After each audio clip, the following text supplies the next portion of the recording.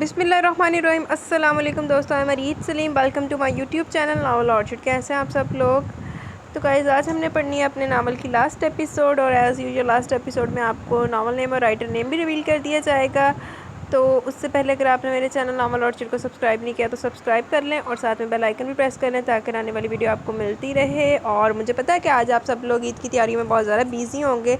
मैं ख़ुद बहुत ज़्यादा बिज़ी, इवन कि मेरा तो सारा कुछ करने वाला पड़ा। मैंने भी नमाज़ पढ़नी है, मैंने भी मेरे कपड़े नहीं आए अभी स्टिच होके भाई दर्जन की तरफ से, तो वो मेरे कपड़े आने वाले हैं। तो कपड़े आएंगे, मैंने अपने कपड़े प्रेस करने हैं, बाकी घर वालों के प्रेस करने हैं। फिर उसके बाद सफाइयाँ मैंने दिन में कर ली थी, सारी कर ली थी, और तफसीली वाली की हैं आज। मेरे पापा कहते तुमने तो हद ही कर दी है, अखीर हो गई है, तुम इतना काम ना करो, तुम तो रिकॉर्ड ब्रेक कर दोगी। मैं कहा बस पापा, कभी कभार कर देना चाहिए, मुझे 10-15 दिन कोई छेड़े ना। ऊपर से जो हमारी काम वाली थी वो कोई 1 हफ़्ते की छुट्टी पे चली गई है। तो अब जो मेरे साथ होने वाली है ना, वो मैं आपको भी अल्फाज में नहीं बता सकती। और बाकी अभी मेरा भाई गया हुआ है बकरा लेने के लिए बच्चे बाहर शोर डाल रहे हैं, बकरा बकरा। मैं क्या पता तुम लोगों को है नहीं कि बकरा होता क्या है, तो तुम लोगों ने ना शोर डाला हुआ है। तो अभी उसका वेट हो रहा है बकरे का, तो उसके आने से पहले हम रिकॉर्डिंग अपनी कंप्लीट कर लेते हैं, ताकि फिर थोड़ा सा पता आपको वो शोर हो जाएगा और वो सारा एक्साइटमेंट वगैरह। तो चावल स्टार्ट करने पहले हम क्विकली 2 मिनट में आज कमेंट्स देखते हैं। कमेंट्स पे आज हम ज़्यादा लंबी चौड़ी तफसील में नहीं जाएंगे, मैंने आपको बताया शॉर्ट टाइम है। तो आएँ ज़रा क्विकली चलते हैं कमेंट्स की तरफ। वालेकुम अस्सलाम तैयबा। तैयबा अल्हम्दुलिल्लाह मैं ठीक हूँ। अच्छा, आपको मौसम के लिए अफसोस हो रहा है, चले कोई नहीं, वो देखते हैं आज क्या बनता है। उसके साथ सही हो के आता है या बाहर ही रहता है। और आमीन, बस दुआ में बहुत ज़रा याद रखिएगा। देखते हैं सरताज क्या करती है, सजावल को माफ़ करती है कि नहीं करती। हसन साजिद का कमेंट है, एपिसोड लॉन्ग थी, कमेंट स्टार्ट में डिस्कस किया करें। ठीक हो गया जी, कमेंट स्टार्ट में हम डिस्कस करेंगे। देन नयाब रिजवान का है, वालेकुम अस्सलाम नयाब, अल्हम्दुलिल्लाह मैं ठीक हूँ, आप सुनाओ। लेकिन यार ये फरमाइश मैं पूरी नहीं कर सकती चांद रात स्पेशल नावल की, क्योंकि आपको पता है कि आज ये इस नावल की लास्ट एपिसोड आनी है, और ये लास्ट एपिसोड पिछली एपिसोड की निस्बत लॉन्ग भी होगी, क्योंकि ये नावल ज़्यादा रहता है, 1 घंटे में नहीं ये ख़त्म होगा, ठीक है। और दूसरी बात, मैंने आपको भी पहले 1-1.5 मिनट में बताया कि आज मसरूफियात कितनी ज़्यादा, तो एक्सट्रीमली सॉरी, ये नहीं हो सकता। हाँ जी, इंशाल्लाह कोशिश करूँगी। कल से ईद के नावल स्टार्ट हो जाएंगे और 3 डेज़ से ज़्यादा हम ईद मनाएंगे, ठीक है। अच्छा जी, आज का शेर क्या है? क़यामत वाले दिन भी अम्मी कहेंगी, क़यामत वाले दिन भी अम्मी कहेंगी, फ़रिश्ते आ रहे हैं, जाओ चाय बना के लाओ। हो सकता है आपको कह दें, इसलिए भाई मैंने तो चाय बनानी सीखी नहीं है। ऐसा काम ही ना सीखो जो आपको करना पड़े, जो आपकी स्पुर्द हो जाए। जी, बड़ी ज़बरदस्त किस्म की बद्दुआ दी है आपने मीर सजावल और मौज़म शाह को हार्ट अटैक हो जाए। देखने क्या बनता, हार्ट अटैक होता कि नहीं होता। हाँ, ये तो है, ज़रताज का दुख अभी फ़िलहाल किसी को नज़र नहीं आ रहा। अभी तो ज़रताज फुल फॉर्म में है, देखते हैं क्या आगे क्या होता है आज लास्ट एपिसोड में। Bye bye. फिर इसके बाद शाहज़ेब फ़रीद का भी कमेंट था, ये मैंने इनको पहली दफ़ा देखा है। और रहील अंसारी को भी मैंने नहीं इतना नोटिस नहीं पहले किया। मी फ़र्स्ट बहुत वेट करवाया एपिसोड का आज का। यार मैं बिज़ी बहुत थी आजकल, बहुत बिज़ी होती हूँ। कल भी मैं काफ़ी लेट बाज़ार से आई थी, लेकिन मैंने ना वो कर दिया, रिकॉर्डिंग की थी, बेशक रात बहुत लेट की थी जी। नेक्स्ट कमेंट है मलिक सबा का। मलिक सबा, आप मेरा ख्याल वही है ना जो रीच के ग्रुप में जिनके साथ वो हुई थी, चिट चैट हुई थी थोड़ी जी। मलिक सबा का कमेंट है हमारे पास। वाकई ज़रताज ने जो बातें सुनाई है ना, ये मीर साहब सारा कुछ डिज़र्व करते थे। अभी इतनी जल्दी ज़रताज नॉर्मल नहीं होती। हाय मखतूम शाह छोटे छोटे दुख, तो जाके निशान लैके जाके गोरियां वेख किया, तो रानिया ने बीबी ने फिर आके देख ली। रानी में इतनी अकुल कुल कोई नहीं, सावरे बहाने ना मीर चावल बता के भेजे होने कि मेरी माँ को कुछ कहे तो उन्हें अग्गा कहना तो इदा कहना। अमीर जेड़ा ना बड़ी शै है, लेकिन चंगी हुई फिर के सुथरी हो गई मीर दे नाल। हाँ यार, मीर सजावल का गिफ्ट तो मुझे वाकई बड़ा पसंद है। वैसे भी मुझे तो घड़ियाँ पसंद ही पड़ी हैं। हाँ जी, मौसम जा रहा है, देखते हैं ठीक हो कहता है कि कैसे आता है। बाकी आपके कमेंट को ना हम ना मुझे जैसे टाइम मिलेगा ना फिर मैं करूँगी, मेरे पे धार रहा आपका तफसीलन, क्योंकि आज का बेस्ट कमेंट आपका कमेंट आज का लॉन्गेस्ट कमेंट था और सबसे अच्छा था। आपके कमेंट को ना मैं ज़रा डिस्कस करूँगी, ये वाले कमेंट को, क्योंकि मैं इसको भी रखूँगी अपने पास। इसको ना मैं टाइम निकाल के डिस्कस करूँगी। अभी मैंने जैसे आपको बताया मैं बहुत जल्दी में हूँ। नेक्स्ट इसके बाद रमज़ान अब्बासी जी। Farhana, thank you very much, आपको मेरे नावल्स और मेरी वॉइस पसंद है। وعلیکم السلام اسما عدیل. ہاں جی آپ دل کھول کے بولیں. کمنٹس ناول ایپیسوڈ کی وجہ سے جیسے مرضی بولیں, گالیاں نکالیں, جو مرضی کرے, آئی نیور مائنڈ. ابانا ارلن نے پنجابی آپ کو بالکل نہیں پسند؟ اچھا میں کیوٹلی بولتی ہوں, تھینک یو. اچھا تو یہاں پہ ہمارے کمنٹ سیشن مک گیا. تو سب سے پہلے تو میں معذرت چاہوں گی کہ میں نے ریکارڈنگ کے لیے میں بیٹھ گئی تھی 8-9 بجے, لیکن ابھی ٹائم بتاؤں کیا ہو رہا ہے؟ اے پتہ نہیں کی ہو رہا ہے, میں تمہیں دس نہیں ہے. ابھی ٹائم 1 بج رہا ہے اور آپ لوگ کہہ رہے ہوں گے ڈی ٹائم غائب کی طرح. تو وہ جو میں نے آپ کو اپنی لسٹ بنائی تھی نا, وہ رستے میں ہی میں ابھی ریکارڈنگ سٹارٹ کی ہے. تو وہ بیچ میں میرے ڈریسز آ گئے. میرے ڈریسز کے بعد پھر میرا ایک بڑا پیچیدہ مسئلہ نکلا ہے کہ جو میں کل اسٹالر لے کے آئی تھی تو وہ میچ نہیں ہو رہا تھا. پھر وہ میں دوبارہ بازار گئی, اس کو چینج کرا کے لے کے آئی. وہ نو ڈاؤٹ کہ جیسا میں چاہتی تھی مجھے ویسا ملا نہیں ہے, لیکن مجبوری کل گزارا کر لوں گی. پھر واپس آئے, بکرا آ گیا, بکرے میں لگ گئے. پھر بکرا بھی آیا ہی ہے, ہماری لائٹ کا سیاپا پڑ گیا.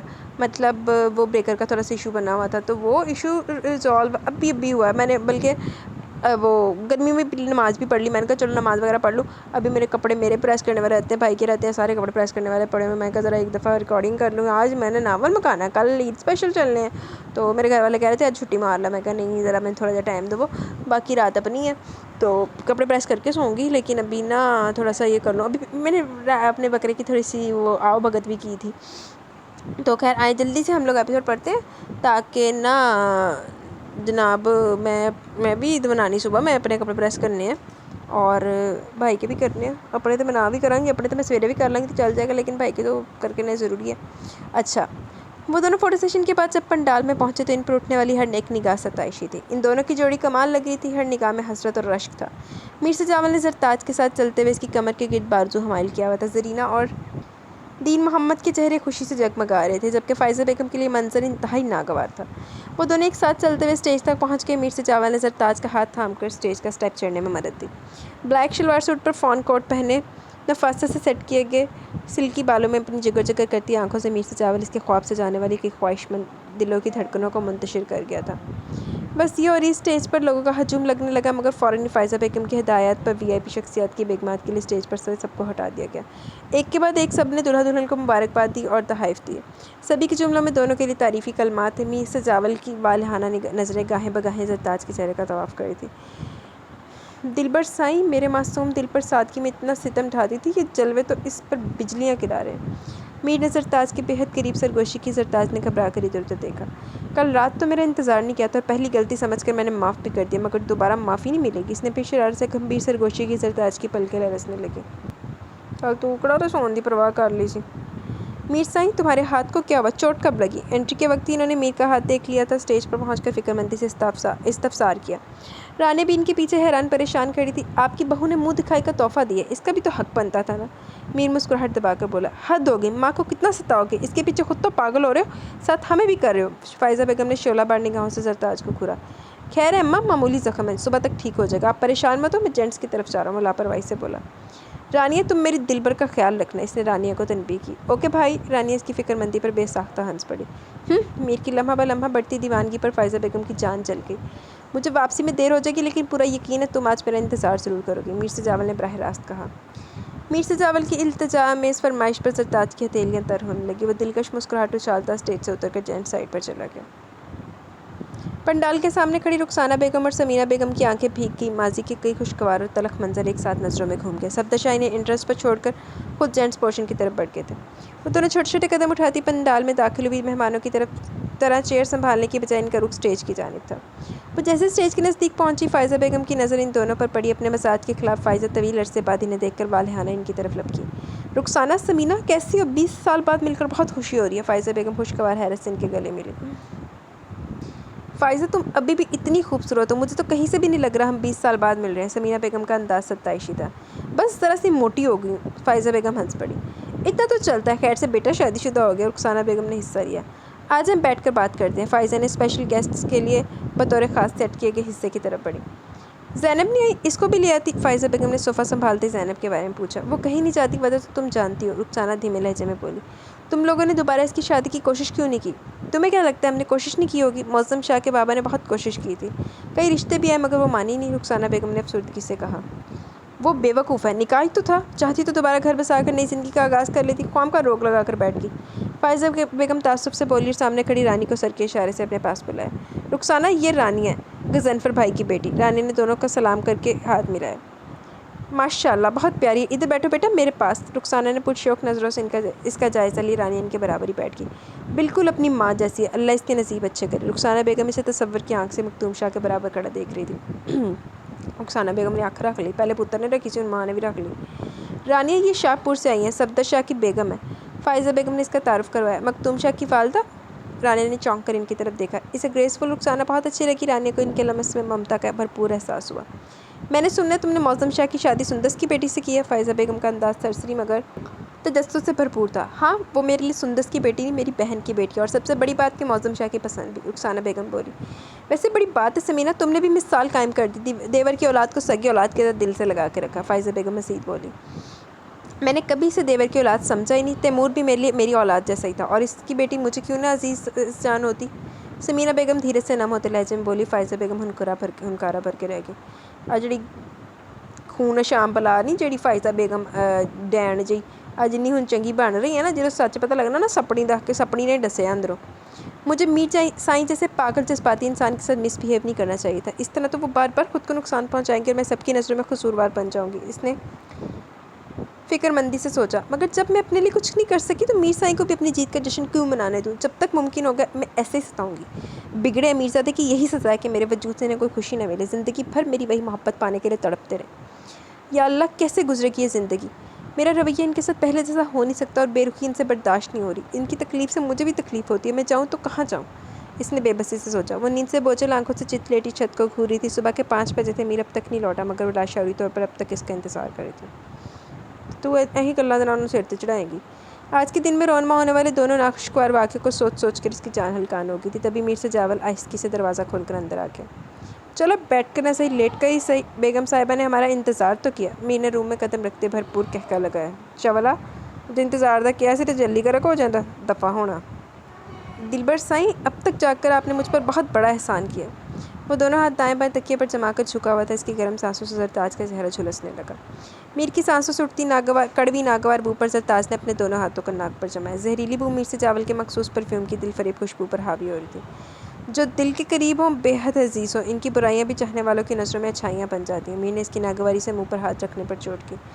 میر صاحب، اب نہ تو آپ عزیز ہیں اور نہ آپ کی برائیاں، اس لیے مجھ سے امیدیں وابستہ کرنے کی کوئی ضرورت نہیں ہے۔ وہ میں پرانی زرتاج نہیں جو آپ کی برائیوں کو بھی خندہ پیشانی سے قبول کر لیتی تھی۔ ناپسندیدہ ہونے کے باوجود بھی آپ کے گندے شوق کو دل سے لگایا ہوا تھا۔ زرتاج تنک کر بولی۔ جب مجھے قبول کر لیا تو میری برائیوں کو بھی قبول کرو، منہ کیوں بنا رہی ہو؟ میر اس کے برابر میں لیٹتے ہوئے بولا۔ وہ کوہنی تکیے پر ٹکائے ہتھیلی پر سر رکھ کر زرتاج کے ناگوار تاثرات دلچسپی سے بغور دیکھ رہا تھا۔ آپ کو قبول کرنا میری مجبوری تھی، آپ کی برائیاں قبول کرنا میری مجبوریوں میں شامل نہیں ہے۔ اب آپ فوراً مجھ سے دور ہو جائیں، ورنہ میں اس کمرے سے چلی جاؤں گی۔ زرتاج نے دو ٹوکا۔ اور میں تمہیں جانے دوں گا؟ میر کا کہکہ برجستہ تھا۔ زرتاج چند لمحے کے توقف کے بعد ایک ہی جس میں پلٹ کر بیڈ سے اتر گئی۔ میر سے جاول حیران ہوتا ہوا بیڈ سے اترا، مگر بری طرح لڑکھڑا گیا۔ اس پر مدہوشی طاری ہو رہی تھی اور زرتاج کا گریز اسے شدید جھنجھلاہٹ میں مبتلا کر رہا تھا۔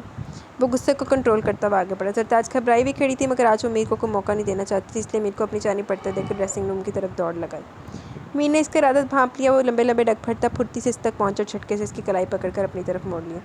جب میرا کوئی شرعی حق نہیں تھا تب بھی مجھے کوئی روک نہیں سکا، اب تو تم میری جائز اور قانونی بیوی ہو، مر کے بھی تمہیں دور جانے کی اجازت نہیں دوں گا، اسپیشلی اپنے ولیمے کی رات۔ امپاسبل میری دلبر، تو پھر کھے کھا کے نہیں آنی سی، نہیں ٹولنا ہو کے آنا سی۔ اس نے سنجیدگی سے کہتے ہوئے زرتاج کی دونوں کلائیاں موڑ کر پشت سے لگائیں اور پھر اس کے ہونٹوں پر استحقاق سے بھرپور مہر ثبت کی۔ میر سے جاول اسے بازو میں بھر کر بیڈ تک لائے، وہ دل فریب مسکراہٹ کے ساتھ زرتاج کے بگڑے تاثرات دیکھ رہا تھا۔ میر نے اسے احتیاط سے بیڈ پر لٹا دیا۔ نکاح سے لے کر 24 گھنٹوں کے درمیان تم نے میرے صبر کا اس قدر امتحان لیا کہ تمہاری جگہ کوئی اور ہوتی تو اب تک اسے موت کے گھاٹ اتار چکا ہوتا۔ وہ بے بسی سے گرایا۔ موت کے گھاٹ اتارنے کی ہمت نہیں ہے تو اپنی زندگی سے نکال کر باہر پھینک دیں، وہ ترکی ترکی بولی۔ وہ اس لیے لڑائی لے رہی تھی کہ کسی طرح میر سے جاول کو باز رکھے۔ ایسی کی تیسی باہر پھینکتا ہوں، اس نے مخمور لہجے میں کہتے ہوئے زرتاج کو اپنی مضبوط گرفت میں لیا۔ خیریت، اتنی صبح کیسے آنا ہوا؟ کیا رات کوئی مسئلہ ہوا تھا؟ میر جعفر ڈرائنگ روم میں قدم رکھتے ہوئے بولے۔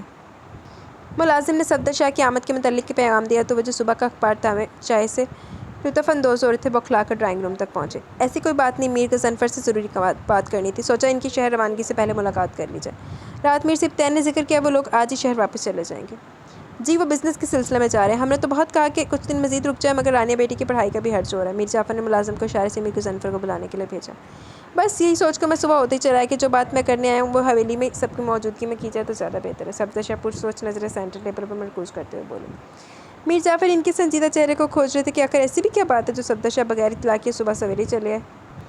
چند لمحے گزرنے کے بعد میر سبطین اور میر غضنفر ڈرائنگ روم میں داخل ہوئے. صفدر شاہ نے فوراً اپنی جگہ سے اٹھ کر ان سے مصافحہ کیا. میر سبطین لمحے میں ان کی آمد کے مقصد سے باخبر ہو گیا تھا. اس کے چہرے پر جاندار مسکراہٹ ابھری. صفدر کہو کیسے آنا ہوا؟ سب خیریت ہے نا؟ میر غضنفر نے ٹانگ پر ٹانگ رکھتے ہوئے استفسار کیا. میر غضنفر آج میں تم سے کچھ مانگنے آیا ہوں. مجھے پوری امید ہے تم انکار نہیں کرو گے مگر پھر بھی فیصلے کا پورا اختیار تمہارے پاس ہے. صفدر شاہ نے تمہید باندھی. تم بولو میں سن رہا ہوں. جو بھی تم مانگو گے اگر میرے بس میں ہو تو ضرور دوں گا. میر غضنفر صاحب کوئی سے بولے. میں اپنے بیٹے مختوم شاہ کے لیے رانی بیٹی کا ہاتھ مانگنا ہے. یہ میری ہی نہیں رخسانہ کی بھی خواہش ہے. چلو ہن تے اپنے پچھلے کرتوت نہ کھولنا جس طرح تسی اسد شاہ دے نال کیتا سی لانتی ہو. دراصل کل رخسانہ نے رانیہ بیٹی کو دیکھا تو انہیں بہت پسند آئی. وہ کہہ رہی تھی کہ بہت پیاری بچی ہے. میں جلد از جلد آپ لوگوں سے بات کروں. صفدر شاہ نے مدعا بیان کیا. میر غضنفر اور میر جعفر ان کی غیر متوقع بات پر ایک دوسرے کو دیکھ کر رہ گئے جبکہ میر سبطین مطمئن تھا. وہ دراصل بات یہ ہے کہ ابھی ہم نے رانی کی شادی کے بارے میں سوچا نہیں اور اس کی تعلیم کا سلسلہ بھی جاری ہے. ہمیں کوئی جلدی نہیں. آپ لوگ سوچ سمجھ لیں, آپس میں مشورہ کر لیں, پھر جواب دیں. پڑھائی کا تو یہ ہے کہ وہ شادی کے بعد بھی جاری رکھی جائے تو ہمیں کوئی اعتراض نہیں ہے اور یقیناً مختوم شاہ کو بھی نہیں ہوگا. ٹھیک ہے ہم سوچ لیں. رانی کی رضامندی بھی ضروری ہے. مشاورت کے بعد ہی ہمیں پھر تمہیں کوئی جواب دے سکیں گے. میر غضنفر کو رانی کے لیے مختوم شاہ کا رشتہ ہر لحاظ سے موزوں لگا. Take your time. کوئی جلدی نہیں ہے. صفدر شاہ خوشگواری سے بولے. اب میں چلتا ہوں. مجھے اسلام آباد کے لیے نکلنا. انشاءاللہ بہت جلد دوبارہ ملاقات ہوگی. صفدر شاہ چائے کا کپ رکھ کر عجلت میں بولے. یار ناشتہ تو کر کے جاؤ. سب کچھ تیار ہے. 2 منٹ میں لگواتا ہوں. میر غضنفر نے ملازم کو اشارہ کیا. ابھی وقت کم ہے. اگلی بار صحیح. صفدر شاہ سہولت سے انکار کیا. میر جعفر اور میر سبطین نے گاڑی تک چھوڑنے گئے تھے. ڈیڈی کیا سوچ رہے ہیں؟ میر سبطین واپس لوٹا تو میر غضنفر کو ڈرائنگ روم میں سوچ میں ڈوبا ہوا پایا. یہی کہ رانی کے لیے مختوم شاہ کا رشتہ بالکل مناسب ہے مگر دل ڈر رہا ہے. میر غضنفر پرسوچ لہجے میں بولے. ڈر کس بات کا؟ اب سب کچھ سورٹ آؤٹ ہو چکا ہے. میں مختوم شاہ کو پرسنلی جانتا ہوں. وہ بہت اچھا انسان ہے. رانی اس کے ساتھ خوش رہے گی. میر سبطین نے چیئر سنبھالی. میر سبطین ان کا ڈر صحیح ہے. یہ ان لوگوں کی کوئی چال ہے. معظم شاہ کتنا ٹیڑھا انسان ہے. میں اس کی نس نس سے واقف ہوں. سب جانتا ہوں. وہ اتنی جلدی سدھرنے والا نہیں ہے. اپنی شکست کا بدلہ وہ ضرور لے گا. اس بار اپنی شکست کا بدلہ لینے کے لیے وہ یہ پینترا کھیل رہا ہے. ہماری کمزوری ہاتھ کرنا چاہتا ہے مگر میں اسے اس کوشش میں کامیاب نہیں ہونے دوں گا. میر سے جاول مشتعل ہو کر بلند آواز میں بولا. وہ بھی ناشتے کے لیے زرتاج کا ہاتھ تھامے ڈائننگ روم میں پہنچا تھا. اس نے دروازے پر رک کر ان کی باتیں سن لی تھی. میر سبطین ان کا اچھا وہ دوبارہ آ گیا. میر غضنفر, میر جعفر اور میر سبطین تینوں ایک ساتھ اس کی طرف متوجہ ہوئے. ایسا کچھ بھی نہیں. یہ محض تمہارا وہم ہے ورنہ ہمیں صفدر شاہ کے خلوص میں ذرا سا بھی کھوٹ کا شائبہ محسوس ہوتا تو میں خود اس رشتے کے لیے کوئی اہمیت نہیں دیتا. مگر اب وہی 20 سال پرانے مخلص اور کھرے صفدر شاہ. میر غضنفر نے تحمل سے جواب دیا. دشمن کوئی بھی روپ دھار لے وہ دشمن ہی رہتا ہے. اسے پہچاننے والی نظر کی ضرورت ہوتی ہے اور آپ لوگوں کی آنکھوں پر دوستانے کی پٹی بند گئی. میر سے جاول ترکی بہ ترکی بولے. اس نے چیئر گھسیٹ کر زرتاج کو بٹھایا اور خود اس کے ساتھ والی چیئر پر بیٹھ گیا. میر سے جاول تم بس اپنا ہی دماغ نہ چلایا کرو. کبھی دوسروں کی بات بھی سننے سمجھنے کی کوشش کیا کرو. ابھی ہمارے بڑے موجود ہیں. انہوں نے ہم سے بھی زیادہ دنیا دیکھی ہے. لوگوں کے رویے اور ان کو پرکھنے کی سمجھ بوجھ ان میں ہم سے زیادہ ہے. بالآخر میر سبطین بول پڑا. پلیز تم تو بات ہی مت کرو. ان لوگوں کو گھر تک لانے والے تم ہی ہو ورنہ یہ قصہ ہمیشہ کے لیے ختم ہو چکا تھا. تم نے ان سے راہ و رسم بڑھائے تو آج ان کی اتنی جرأت ہوگی وہ منہ اٹھا کر ہمارے گھر رشتہ مانگنے چلے. میر سے جاول بل کھا رہا تھا. کیا آپ لوگ یہ بھی بھول چکے کہ صفدر شاہ نے سندس پپو کی دوسری بیٹی کو اغوا کر لیا تھا؟ اس کے ساتھ کیا کیا کیا نہیں کیا آج وہ کہاں کس حال میں کوئی نہیں جانتا. بس آپ لوگوں کو دوستیاں نبھانے کی پڑی ہے. میر سے جاول نے یہ ذکر نکال کر سب کے منہ بند کر دیے. کس کے رشتے کی بات چل رہی ہے؟ ہمیں بھی تو پتہ چلے. فائزہ بیگم بھی وہاں پہنچ گئی تھی. اس ذکر پر ان کا دل بہت زور سے دھڑکا. بحث کا کچھ حصہ تو ان کے کان میں پڑ چکا تھا مگر سندس کی بیٹی کی ذکر پر فوراً سے پیشتر اندر آ گئی اور قصداً جان بنی پوچھ رہی تھی. صفدر شاہ صاحب رانی کے لیے اپنے صاحبزادے کا رشتہ لے کر آئے ہیں. وہ زہرخند لہجے میں بولا. او ہو تو نوبت یہاں تک پہنچ گئی. فائزہ بیگم بے خیالی میں کہہ گئی. کیا مطلب؟ تمہاری اس بات کا کیا مطلب ہے؟ میر غضنفر نے بھویں چڑھائی. کچھ نہیں. میں تو بس ایک بات کہی تھی. فائزہ بیگم گڑبڑا کر بولی.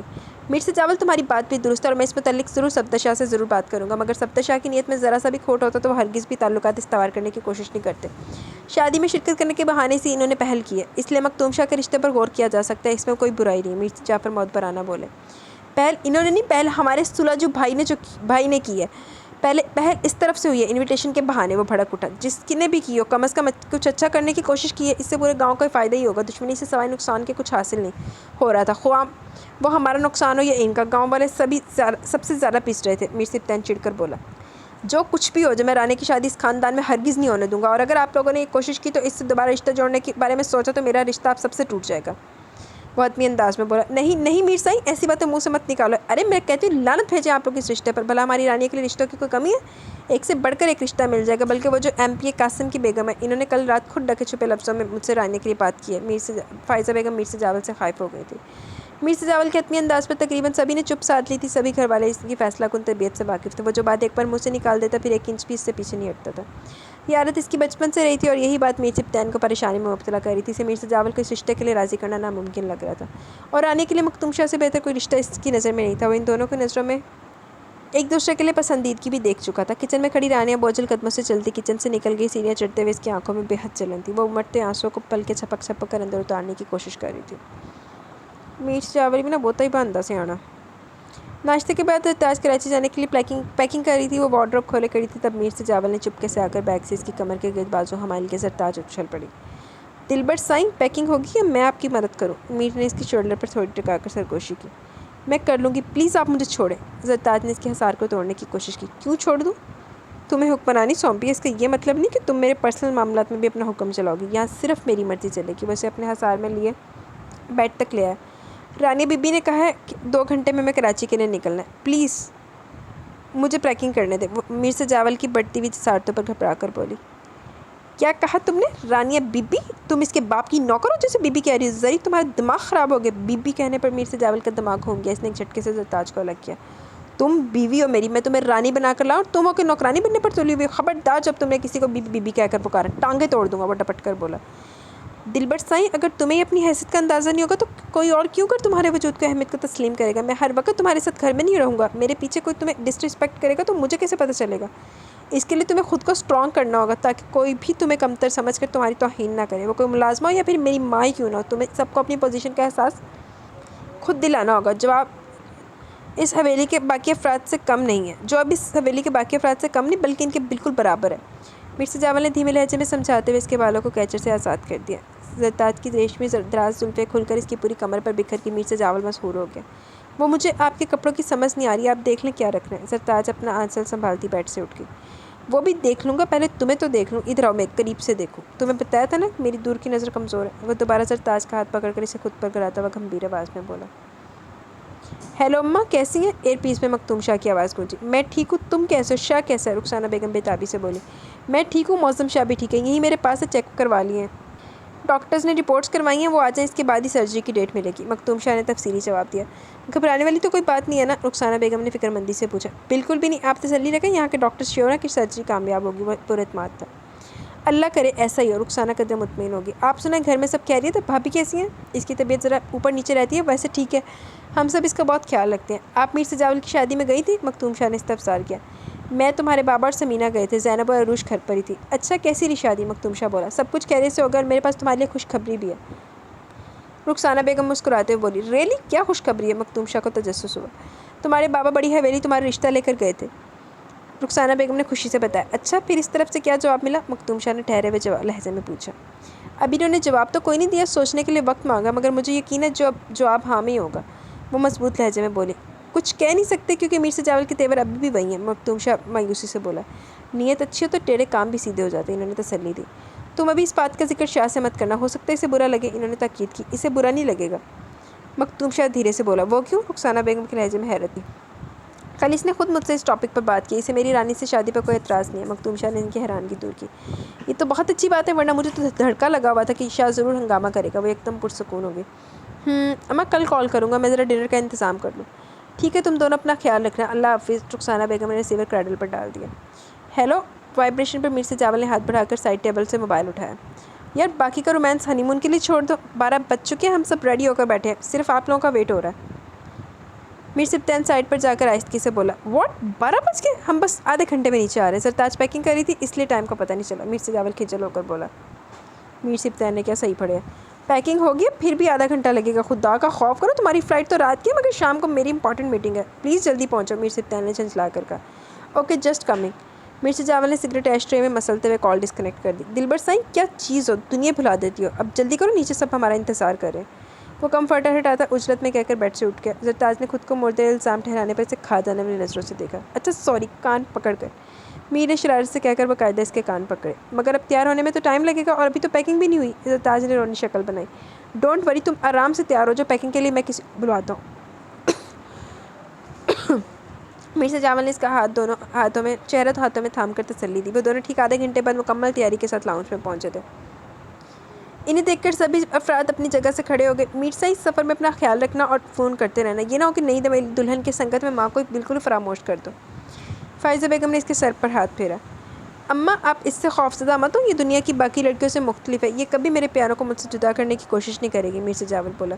زرتاج نے نظر اٹھا کر اونچے پورے مرزا جاول کو دیکھا، جو ہر قدم پر اس کے لیے ڈھال بن کر اپنی والہانہ محبت کا ثبوت دے رہا تھا۔ بے شک وہ میر کو غصے اور ملال کی کیفیت میں اذیت دے رہی تھی، مگر چاہ کر بھی اس کے جذبوں کی سچائی سے نظر نہیں چرا سکتی تھی۔ اس کا جادو تمہارے سر پر چڑھ کر بولا، مگر میں تمہاری ماں ہوں، جو تمہیں نظر نہیں آ رہا وہ میں بخوبی دیکھ رہی ہوں، فائزہ بیگم دو بدو بولی۔ بچے سفر کے لیے روانہ ہو رہے، تم فضول کی بحث لے کر بیٹھ گئے، انہیں دوائیں دے کر رخصت کرو، میر جعفر نے انہیں ٹوکا۔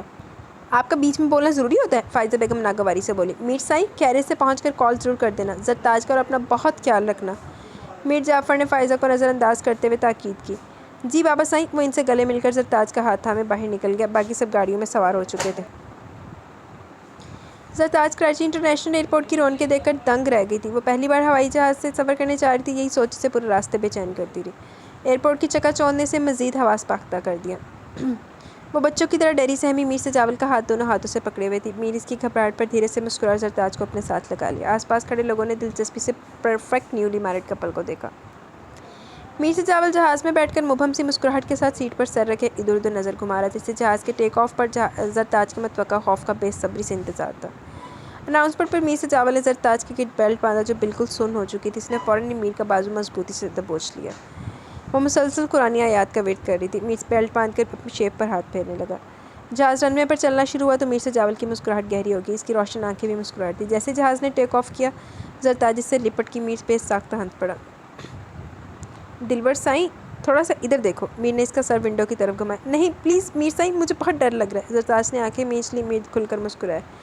دیکھو تو صحیح، کچھ بھی نہیں ہے، ہم کتنی اونچائی پر آ چکے ہیں، دیکھو کہ تو ڈر نکل جائے گا۔ زرتاج نے ذرا سی آنکھیں کھولی۔ کراچی شہر کی بے ترتیب روشنیاں لمحہ بلمحہ دور ہو رہی تھیں۔ اس نے دوبارہ آنکھیں بند کر کے چہرہ مرزا جاول کے سینے میں چھپا لیا۔ میر نے اسے اپنے مضبوط حصار میں لے لیا۔ چلو زرتاج نے ڈرنا میر کا فائدہ ہو رہا ہے۔ میری جان، ہیپی ہنی مون، میر نے اس کے کان میں سرگوشی کی۔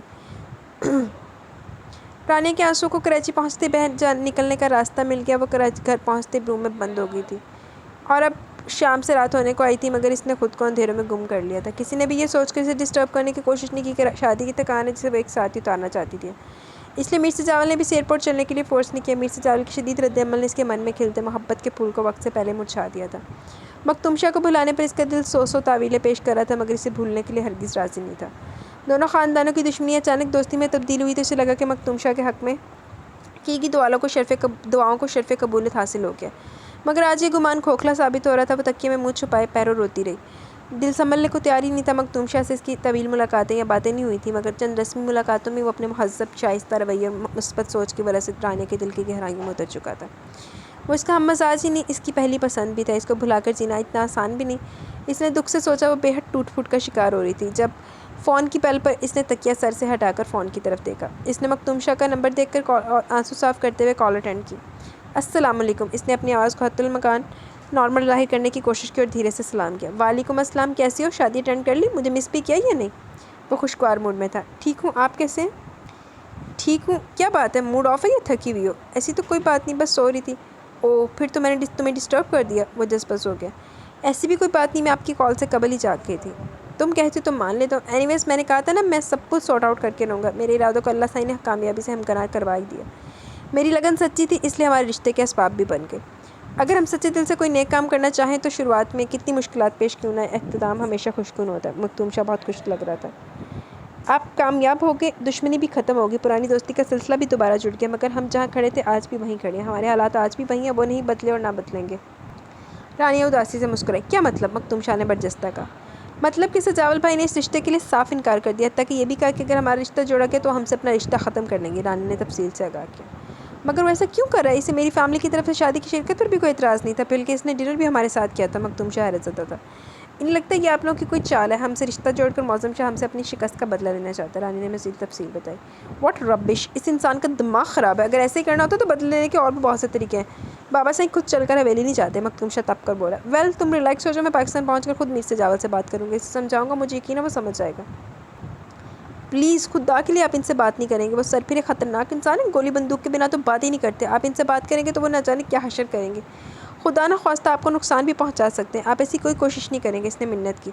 वो जज्बाती इंसान है, दिमाग की वजह दिल से काम लेता है, इसे समझाना मेरे लिए कोई मुश्किल काम नहीं है, मैं इसे अपने तरीके से समझाऊंगा तो वो समझ जाएगा।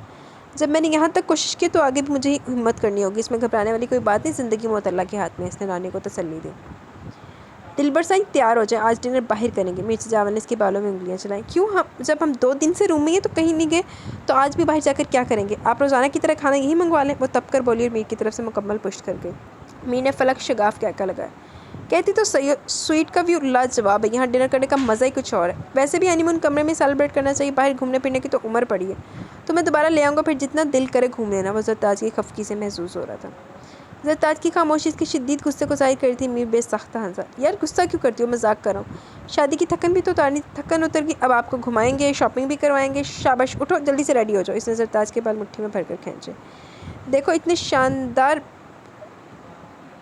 बीच रिजॉर्ट में बुकिंग करवाने का मकसद ही यही था कि दिलबर साईं स्वीट में रहते हुए भी बोर ना हो जाए।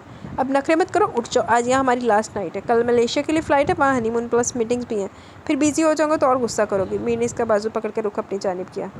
ज़रताज ने खफकी का भरपूर तासुर देते हुए इसे नजरें नहीं मिलाई।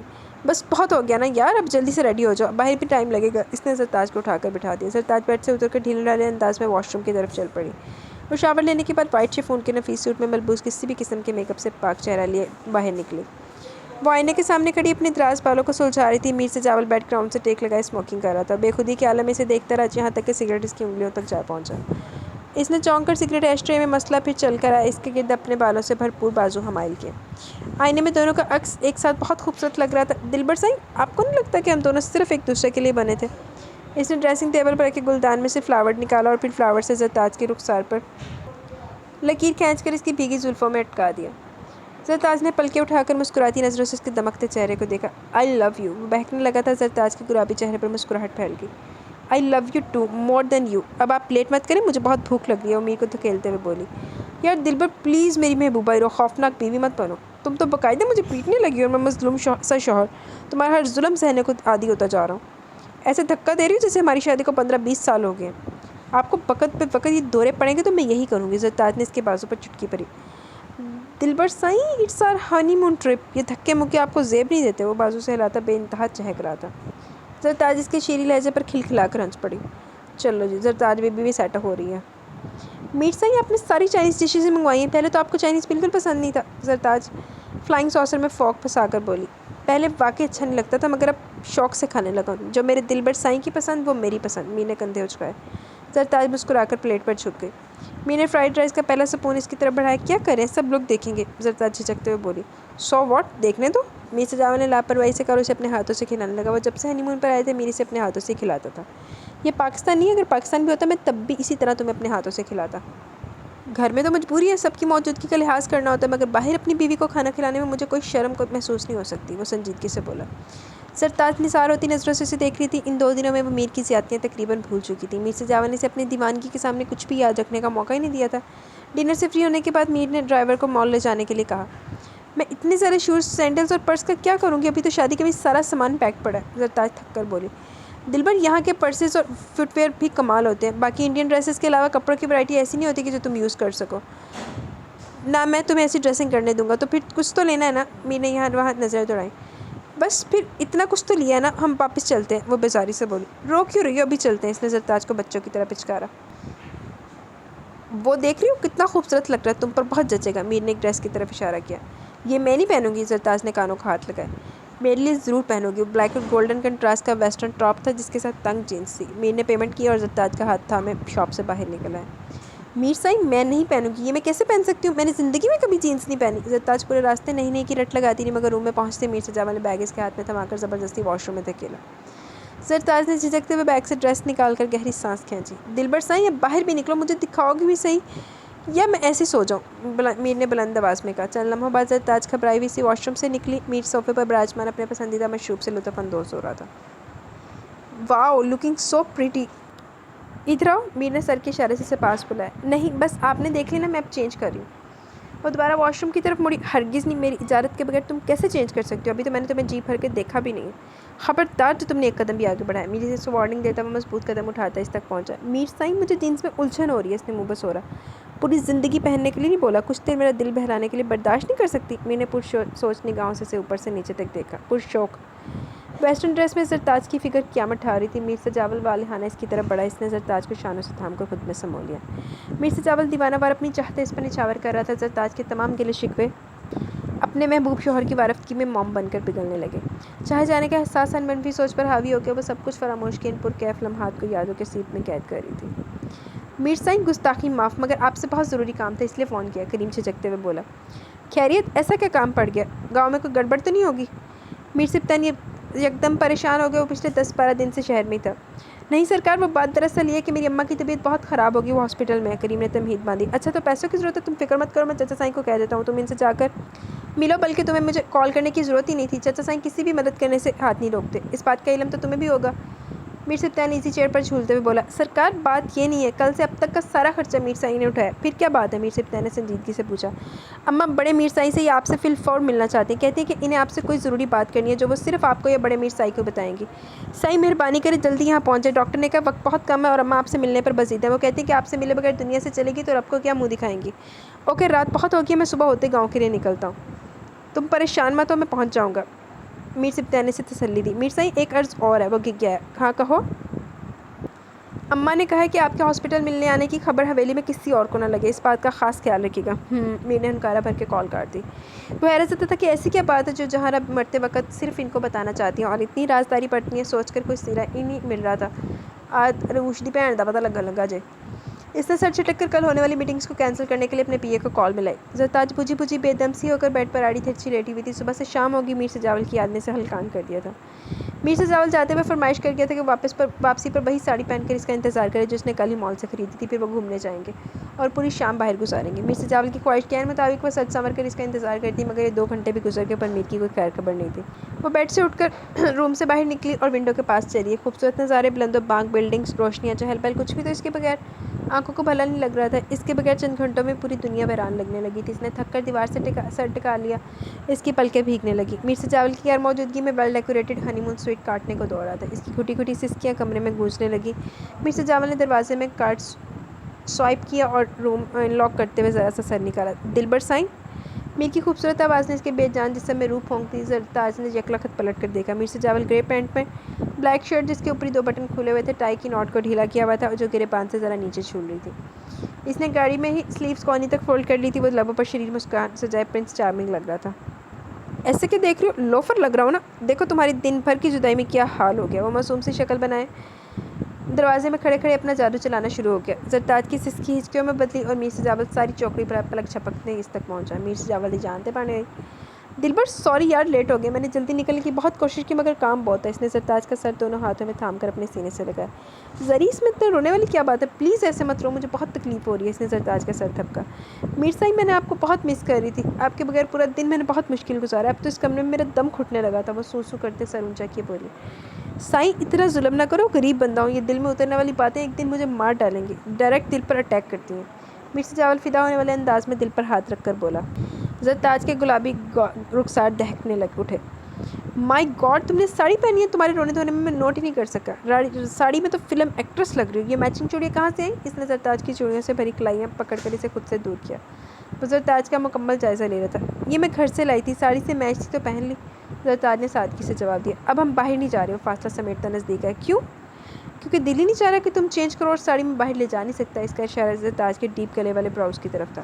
اس نے سرتاج کا چہرہ قریب کیا اور پھر ایک بھرپور مہر ثبت کی. سرتاج نے اس کی نظروں سے محجوب ہو کر سر جھکا لیا. میر سجاول نے بیگ سے ساڑی کا پلو اٹھا کر سرتاج کے سر پر رکھا.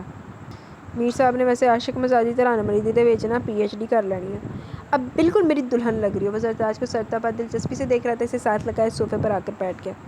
اب بتاؤ, میں تو کل بھی شام تک بزی رہوں گا تو کیا تم اسی طرح روتی رہو گی؟ اس نے سرتاج کی آنکھوں میں جھانک کر سوال کیا. سرتاج کے چہرے پر خوف کا سایہ لہرایا. میر سائیں میں اکیلی نہیں رہوں گی, مجھے بہت ڈر لگ رہا ہے. وہ پریشانی سے بولی. اچھا پریشان مت ہو, میں کہیں نہیں جاؤں گا. میٹنگز کینسل کروا دیتا ہوں. اس نے سرتاج کی چانے پر بکھرے بال سمیٹ کر ایک سائڈ پر کیے.